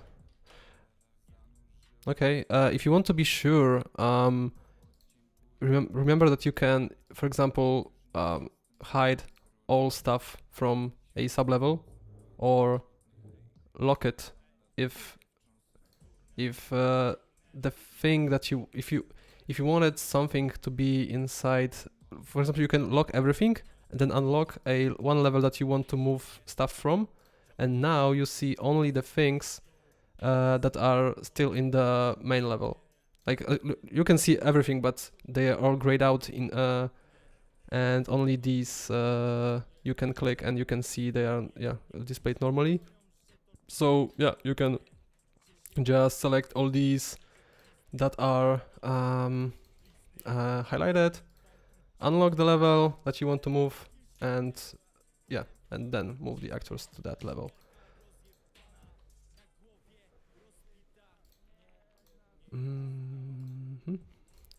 And our end location is going to be get owner, or no, going to be start location plus plus a vector 0 0 line trace distance. So we are offsetting it downwards. Oh yeah, now we are offsetting it downwards. And location and trace channel.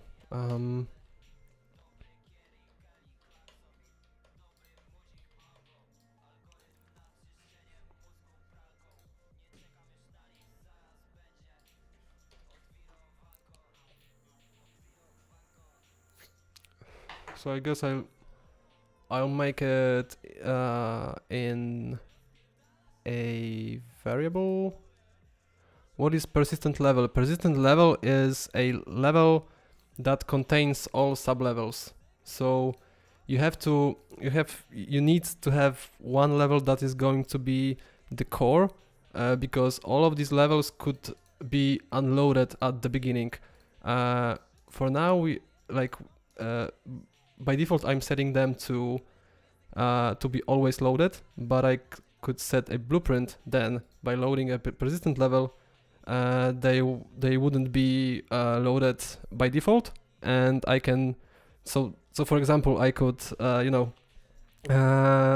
that's how we are going to create our variations of levels for each day. Each day is going to be a sublevel, and we're going to load a specific one when we want them, when we detect that we want this level. So yeah, persistent level is something that's like it's like a starting point of all these.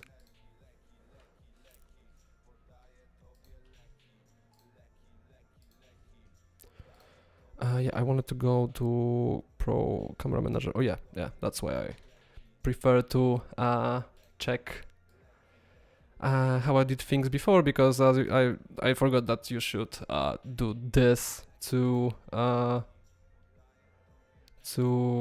edit them properly or reference or anything. So let's go to where is my yeah, here.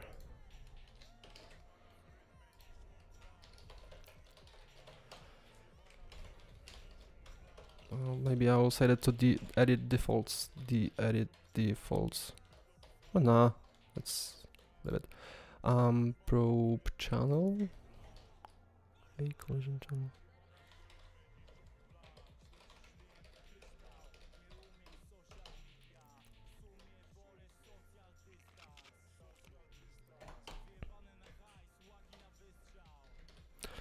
And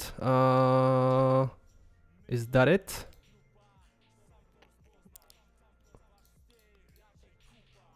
Query params, trace complex. What's that? Ignore actor. Target actor. Yeah, I could add a actor to ignore because we don't want to collide with ourselves, but our character is not a static mesh, so I don't need that. And this should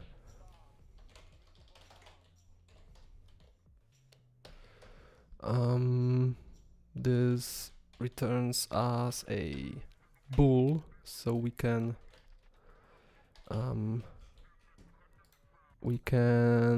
yeah, put it inside an cool. Maciek, thanks.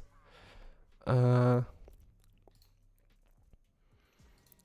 can put it inside an if and now get our hit result. Yeah, I noticed that. Thanks. So yeah, before I'll do any changes to the scene, I have to remember to pull the changes from Maciek so we don't create oh my god, I'm forgetting words. I guess we're getting near the end of the stream. I am forgetting two basic words right now. Conflicts, yeah, but that's later. For now, yeah, I have a hit result. I know that something was hit, so now I can get this material, and I can keep it inside our physical material current. Why I cannot? I can't do it like that because it's a weak pointer. Now we dereferenced the weak pointer. Weak pointer is a pointer that does not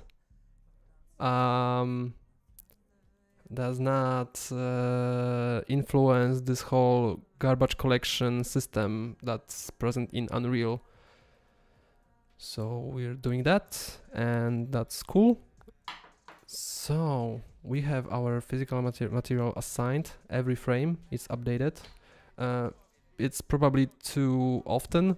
I would do that every, I don't know, 5 frames, because it's not really that important to update it so fast. But let's leave it like that for now. Here, when we are calling get current footstep sound, we will do, we need the world we are in, so get world. We need to get subsystem, HL audio, UHL audio subsystem, and we need to get sound for phys material. We're going to return our phys material, and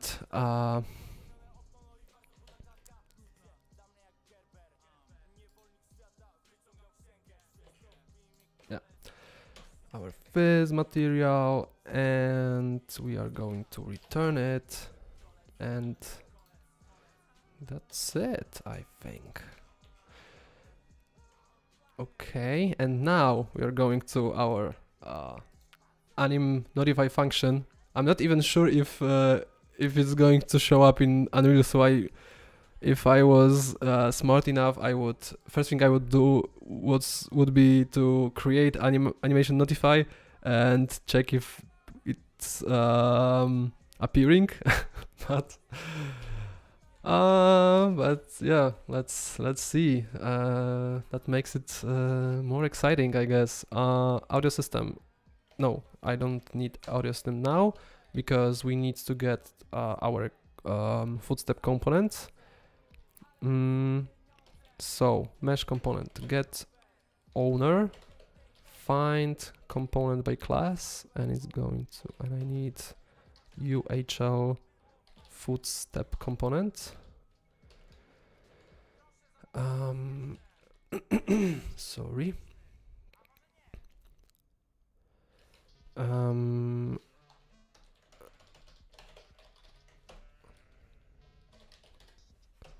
Yeah, and if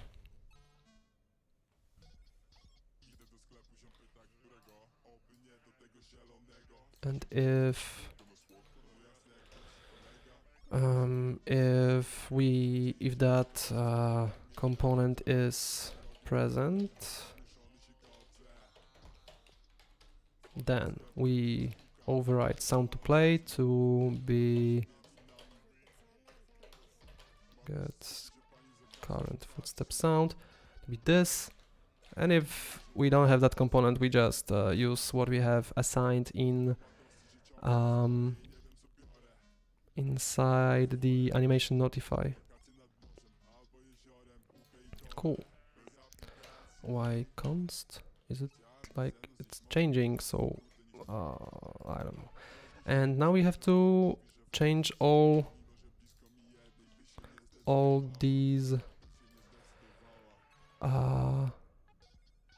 Yeah, and also other important thing is that if footstep component, no, let's do it in another if, because there's might be that we don't have any current footstep sound, so let's make sure that it's valid sound. So only if footstep, if you sound base component sound, oh sorry, only if this is valid, we will assign it to sound to play.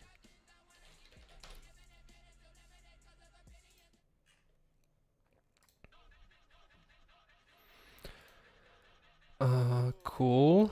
Now we need to change all sound references to be our sound to play. Sound. And that's it. Okay, now we can check if that's working. And I guess no, I can. Do I have everything? Let's think. I have the animation notify, which is going to get our component, play sound. Our component is returns as this sound, current sound for footstep, which is calculated based on our current physical material that we are on, and we are calculating it every frame. We are asking our audio subsystem which sound to play based on our phys material. So if we have that material inside our map, we are going to just return it, and if not, we are going to play default sound. And I think we're good. So let's check.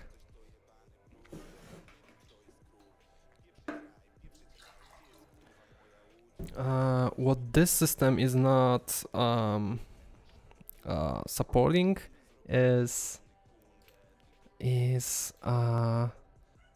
different sounds on different landscape layers, but maybe there is a way to assign a too many arguments for function like macro ensure always. Too many? It's like 2.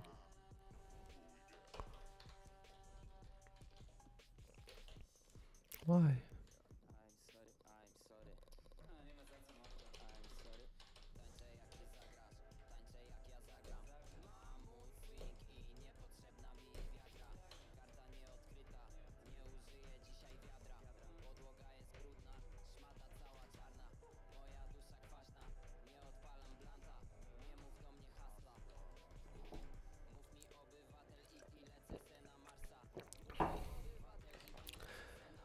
Yeah, because it's always without the message thing. Okay, now it should work.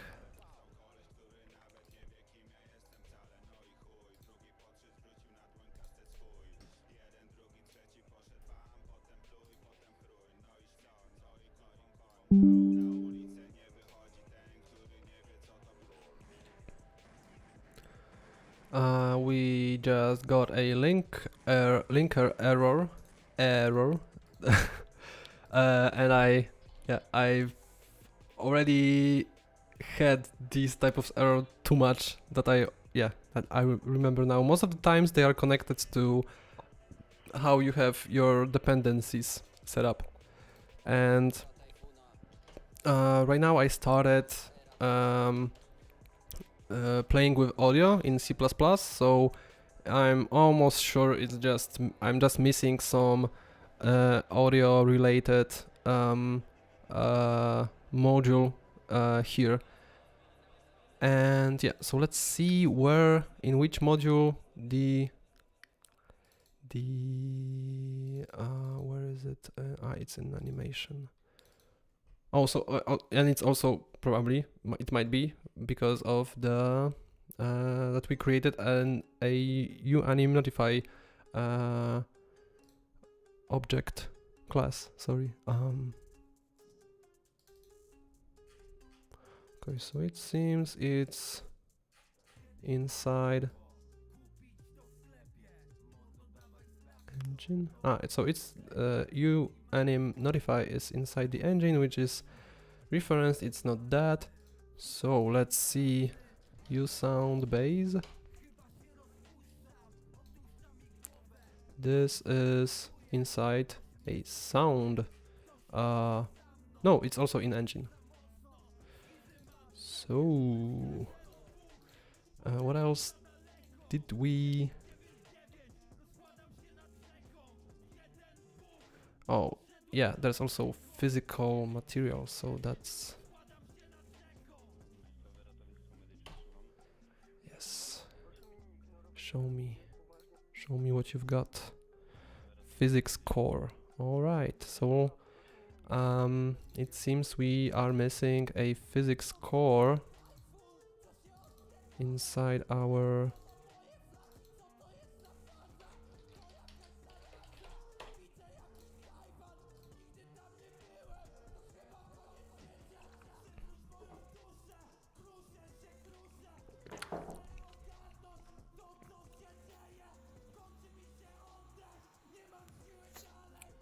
Oh, I just realized that I'm showing you this note that doesn't make any sense, not anymore at least, but yeah, it's good now. Ooh, you've got a crash, and I think I know why, because subsystems, at least some of them, like world subsystems, are created for editor too, because editor is a world. So we have to, yeah.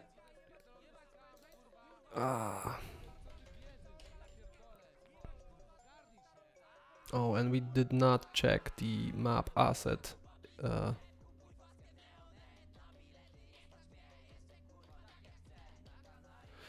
Yeah, so what I will do is, if map asset is not valid,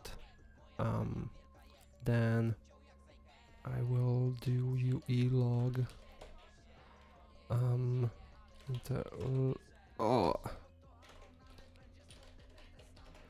error text map asset needs to be is not assigned in settings in intern. Oh, I already checked that here. So yeah, the problem is, I guess, is that I should go in here with that. Yeah, because here we check map asset itself, here we check the field of the map asset, and if we do this before, we get a crash because can't play anymore. It crashes when I press play. Yeah, because there was a problem with collision, and yeah, I fixed it already, but I did not push, so wait for it. It will be there today. Basically, I've made some changes to how character is spawned, and because the player start was obstructed by collisions that you didn't see, it couldn't spawn, so then camera manager throw a error because it doesn't have something initialized. Yeah, so also you can do it yourself if you go inside the I think it was this this metal thing for electric lines. You can remove their collision, and this way you will fix it too, because they have some crazy colliders for some reason.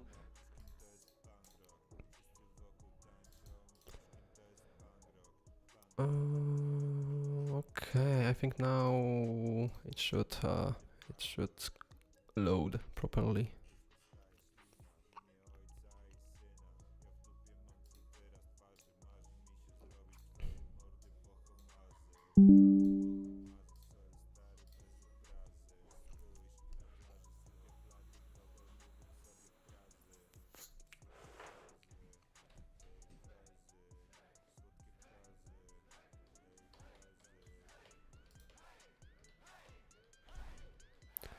Yes, and here we are.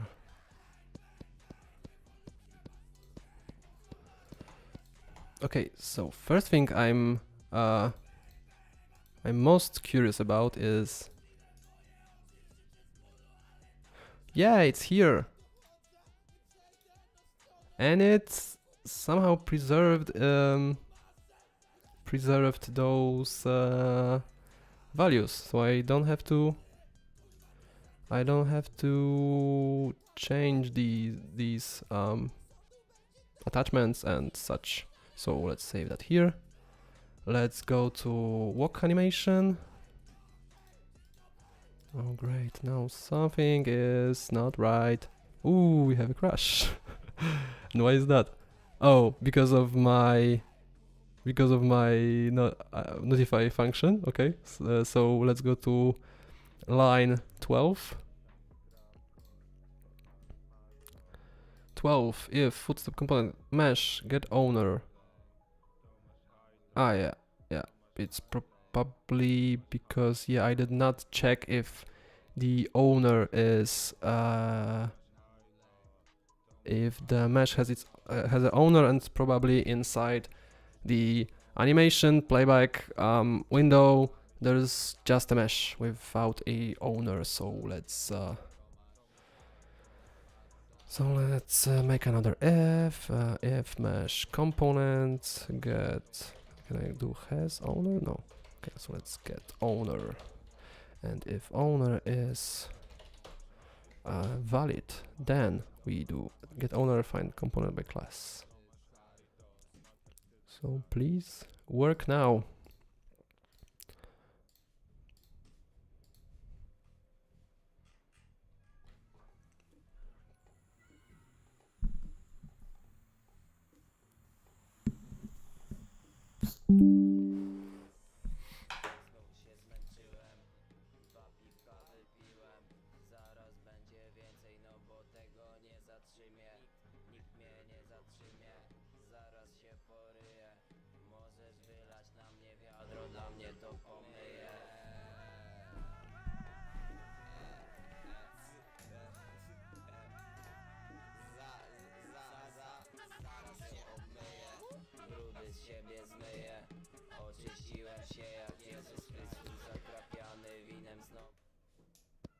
Okay, is it?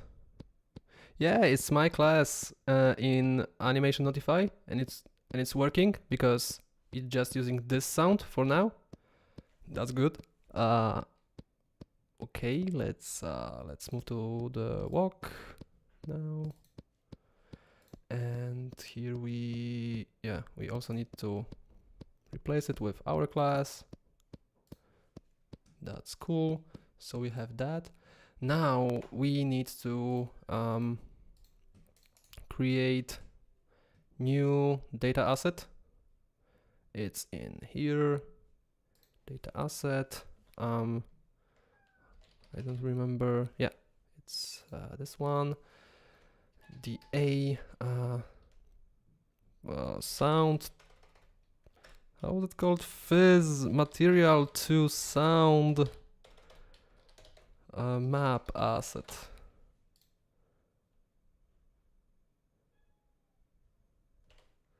Sound to fizz material. It's in reverse. Okay. Sound to fizz material map asset. Great name. I know. So default sound is going to be character step, and I think I will call it neutral.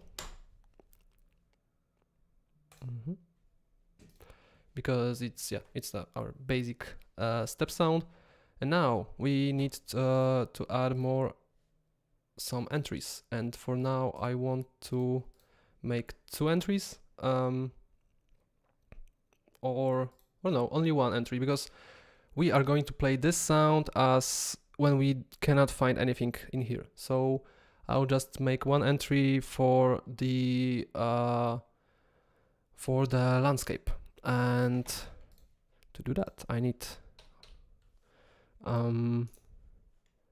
a new physics material that I will assign it. So let's, I don't know, let's create a physics folder and let's create a physics material, physical material, PM landscape, and assign it here. And yeah, also I need new sound just for that landscape material. So let's go to here, and can I would like to make a preset out of preset, and it's possible. Okay, cool. Now step landscape, or let's call it ground. Yeah, and let's attach it here. Cool. Now we go to our settings that we just made. Internet line settings. Here we assigned our data asset. Okay. Now we need to add our new component to the player, and I forgot to do that in C++, and because that's how I do it for the basic components that I want to be sure that I'm adding. And so let's go inside our player controller, blah blah blah. No controller, our player character. Yeah. And let's create a new property, edit defaults only, category audio, and UHL footstep component, forward declaration, footstep comp. And in our constructor we need to create the component, and so let's do footstep component equals create default subobject UHL footstep component. Let's call it footstep comp, and that's it. I need to, of course, recompile the engine to see the changes in headers, so I will do that.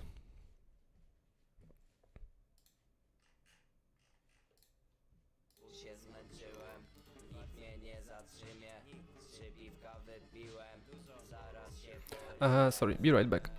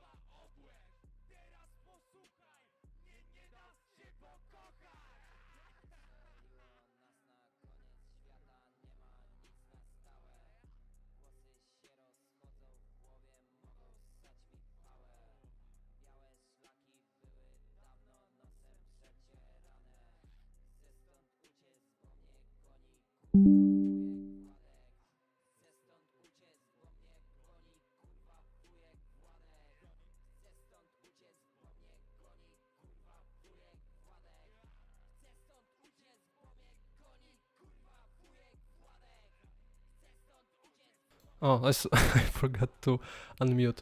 I hope it was it wasn't muted before, but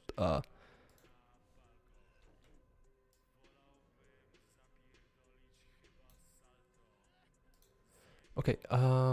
So now in our player character we can see our footstep component, which is created automatically for us.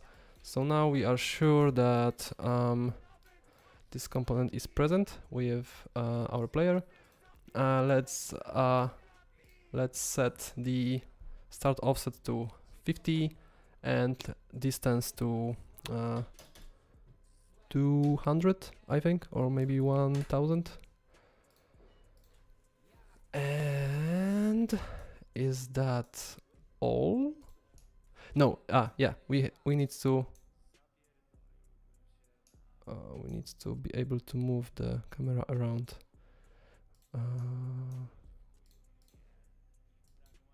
I guess it's loading or something.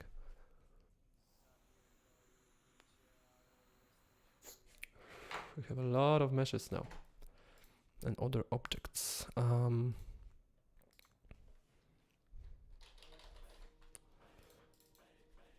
What if I reload the level? Still. Oh, yeah. Cool. Oh, yeah, we have a tree. Right. Then we need to assign a physical phys material. Oh, so yeah, so that's some good news. As you can see in the tooltip, I don't know if you can see it. You can't see it. But yeah, I now I notice that maybe I'm obstructing too much screen with all these overlays. But anyway, there's a tooltip on detail spanner of like where you assign the physical material for landscape, and it says default physical material when used when no per layer values physical materials. So that means we can set physical material for each landscape layer. That means we can have separate sounds for ground and for grass, which is very good. But now I will assign this default one only. Let's save and let's test. I'm scared that something will crash. I don't know. Oh. Okay, so it crashed as soon as we placed a foot on the ground. Let's see what's going on. It's line 17 in our beautiful anim notify class. 17. But that's get current footstep sound. Shouldn't.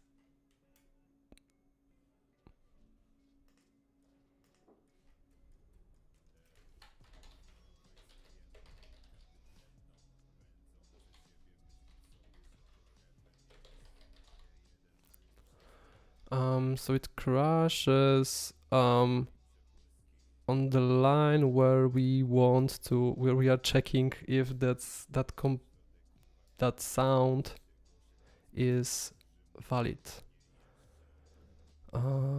So that's a bit weird, if you ask me.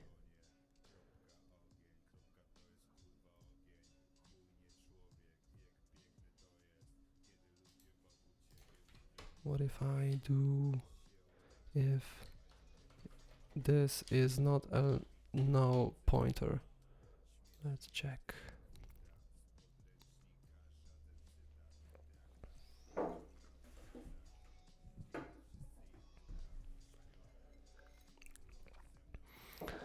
It's 15 after 6, but I just want to get this working. I'm almost there, so bear with me, whoever is watching the stream, I would guess Maciek and Maciek. Okay.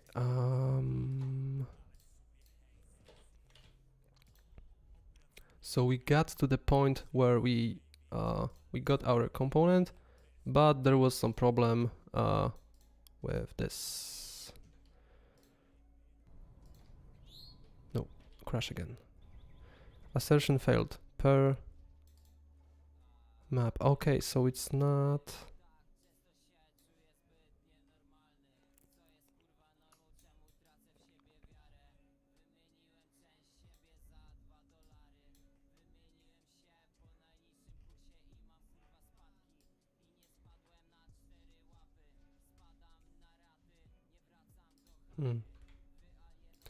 Okay, I think I will compile it with debug game as a target,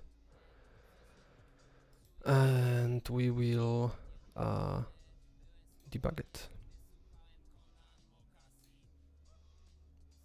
But this will take some time, just a bit longer than usually.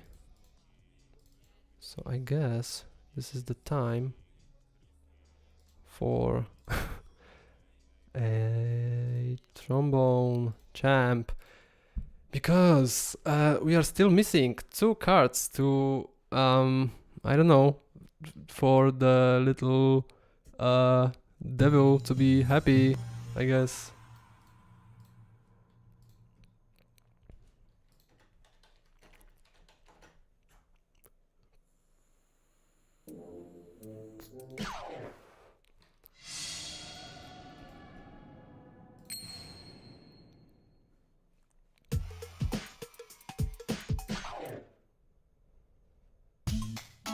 Yeah, only 2 left. So let's earn some toots.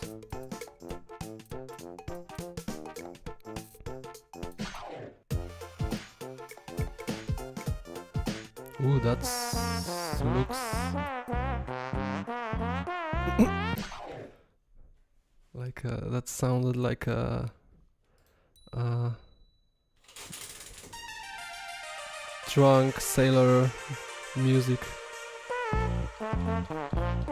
Oh shit, that's hard.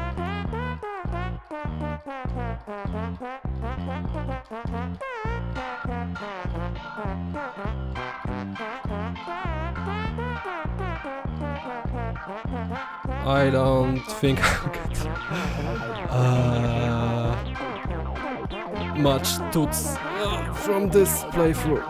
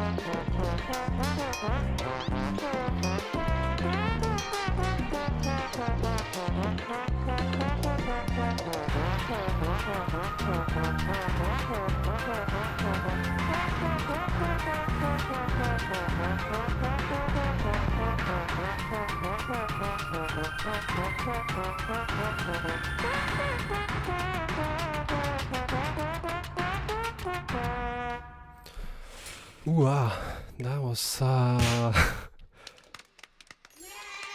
okay, see, fair enough. 300 toots, alright. Let's mute this. Oh, I need build. Build is finished.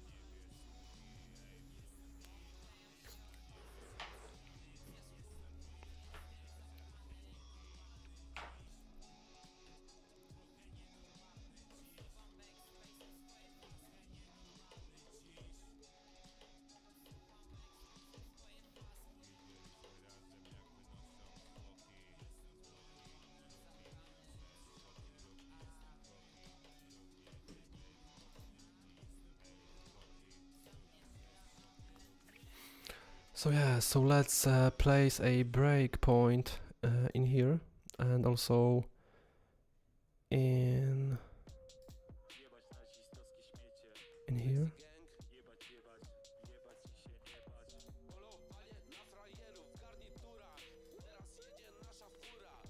Yeah, and let's play and see where we. Okay, so footstep component is valid. Cool. Okay, and okay, so the problem is our footstep component is not it's not updating. So yeah, here we passed a null to the map, so it crashes. So I guess we should do if this map is not doesn't contain this, and if or fizz material is a null pointer, then we'll return default sound, and we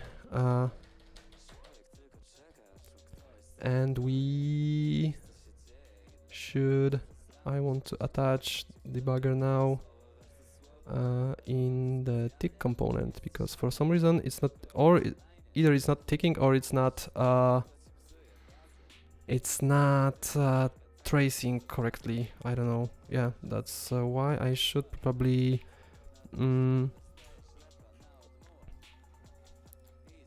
add a draw debug line. Line trace single. Can I do that? Yeah.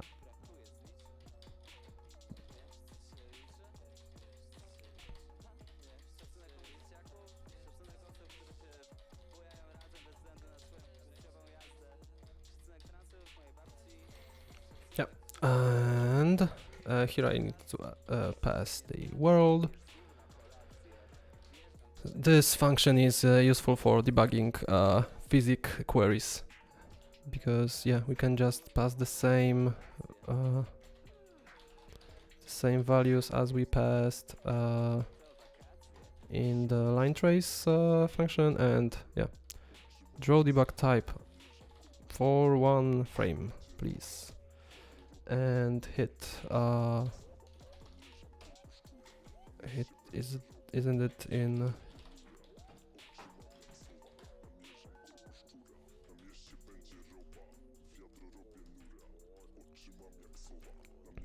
I guess this one. Hit result. Yep. And trace color. F color. Red, so it's visible, and for when we hit something, let's make it green, so it's visible. And draw time 0, because it's going to be displayed every frame. So with that we can compile again, and it should now we should not get that crash, because we we are checking this, and if this is null, we always return the default sound.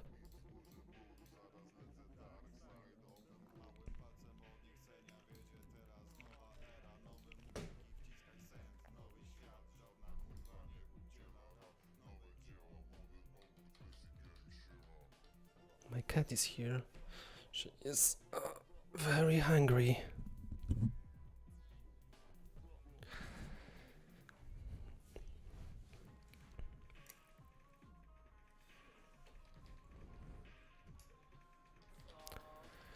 All right, so yeah, let's go. Yeah, so it's sticking. That's a good thing. And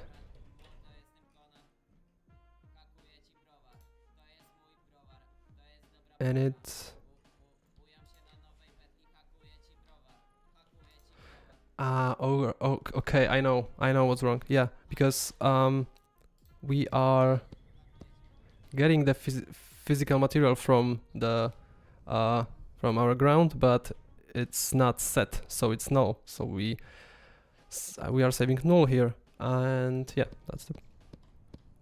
And we are getting a default footstep sound, which is good. Now. I forgot to to change anything about the other sound. So let's just quickly set some something uh,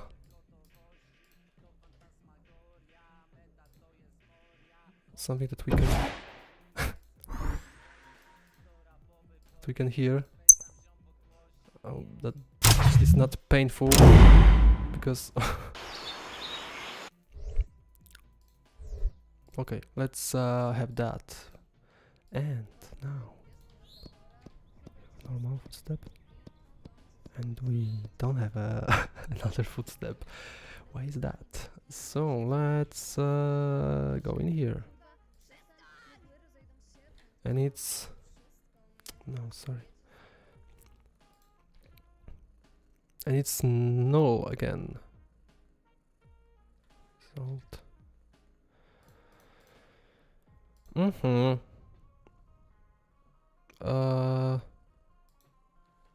Oh, so we are colliding with our character, even though it's not a static geometry. Let's go inside our character player.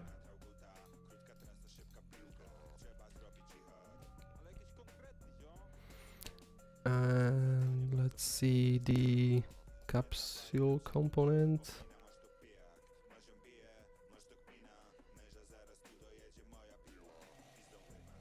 So I guess it's okay. So let's create.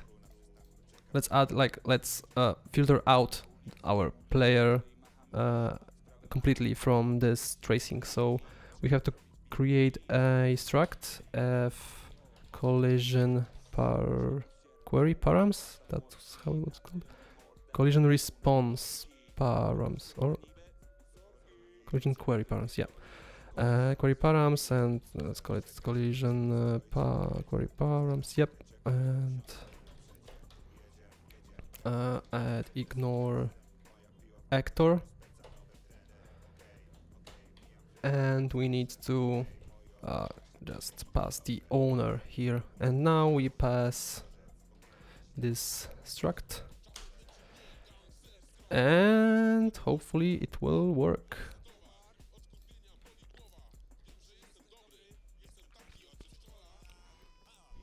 Right now I can recompile with quick compile button because I did not change any headers. I just changed the implementation in C++ file, so that's good. Okay, and now for some reason we are not. It's red, as you can see. So it's not tracing with anything.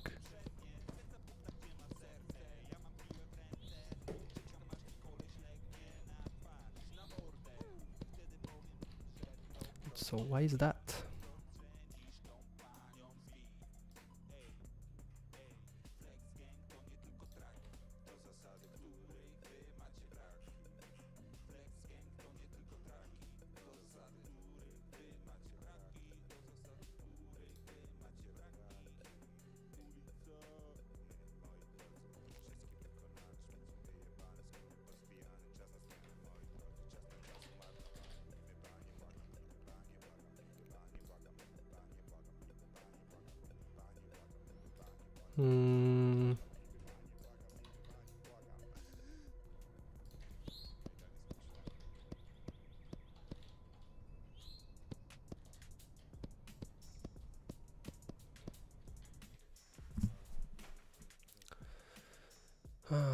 Okay, what's wrong there?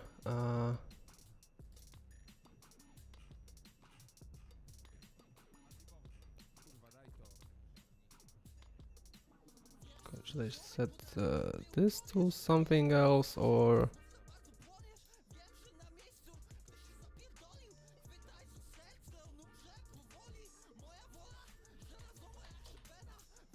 And what about the landscape? What I have here about the collision? I have block all.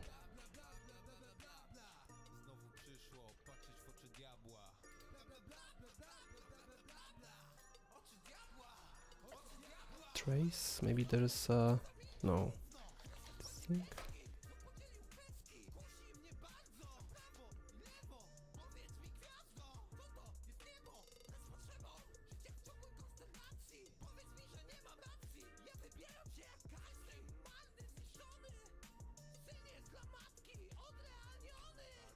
Trace responses block, so landscape should definitely. Or maybe it's just too short. But I mean, it looks like it's it looks like it's colliding with something. What if I just increase the distance by, let's have 2000 instead. Hold static, that should be fine. No, it's, I don't know what's happening really, because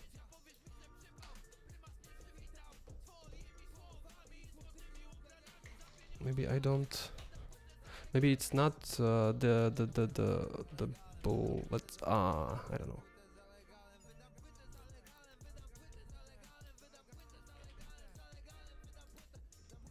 Okay, let's see hit result. What do we have here? Okay, we don't have any. Okay, we did hit the landscape. Yeah.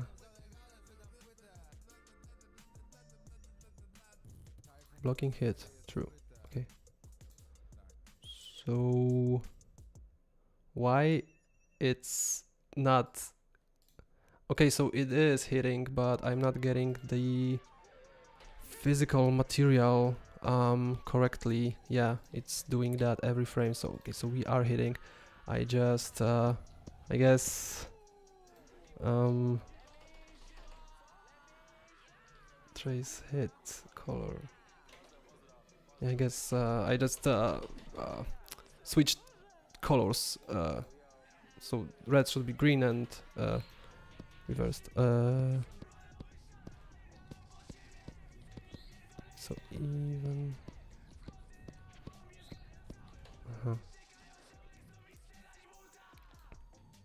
I guess we need to check how to get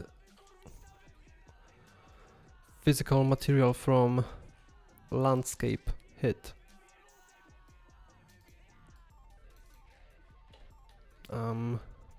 Unreal Engine, landscape, trace, phys material.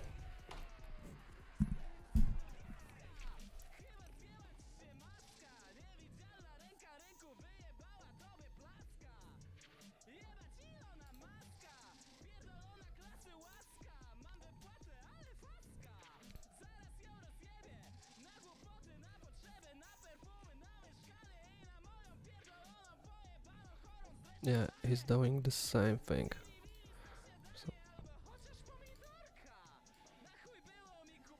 Okay, so yeah, so there is a hidden, maybe not hidden, but in query parameters that we've just used to filter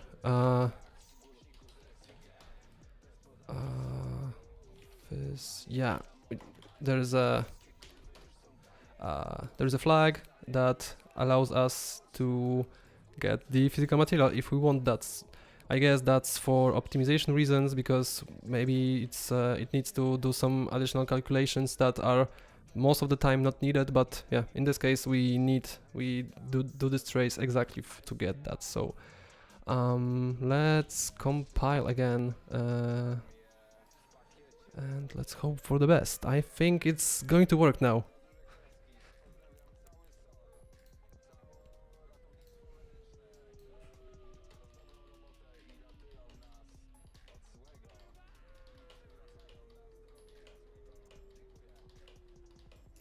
Alright, let's play. Uh,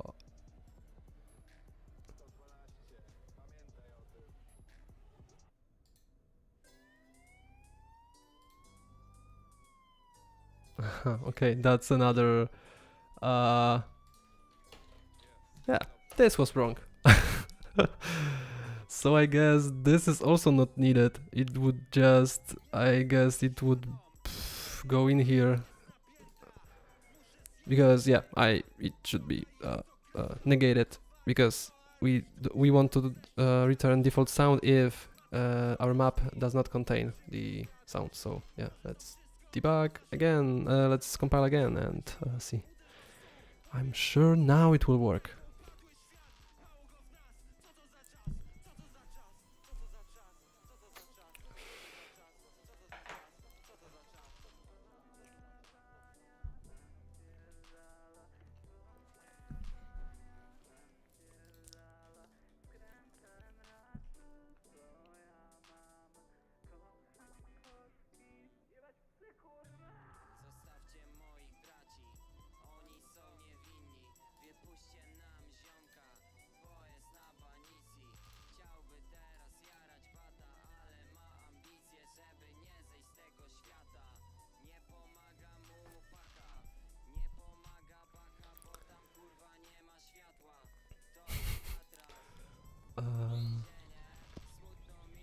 Alright.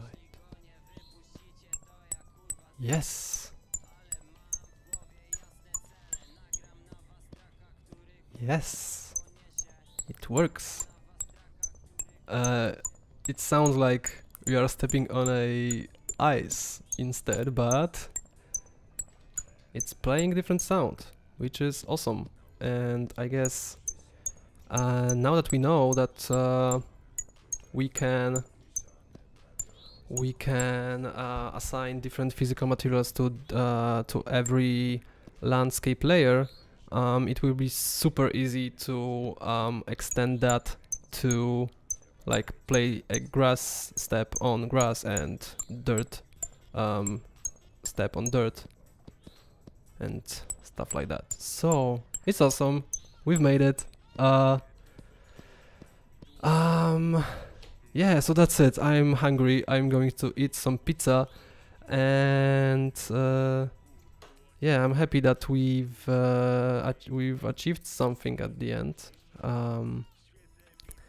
Next time, I guess we'll do more of audio because I like doing audio stuff on the stream. Maybe not. Thank you, Maciek. Thank you. Maybe today it was there was more coding that I would like to, but yeah, maybe next time we'll do more tinkering in audio itself, and yeah, and I think that's more enjoyable to watch and do together. So thank you everyone for being here with me, and that's it. See ya. Have a good evening.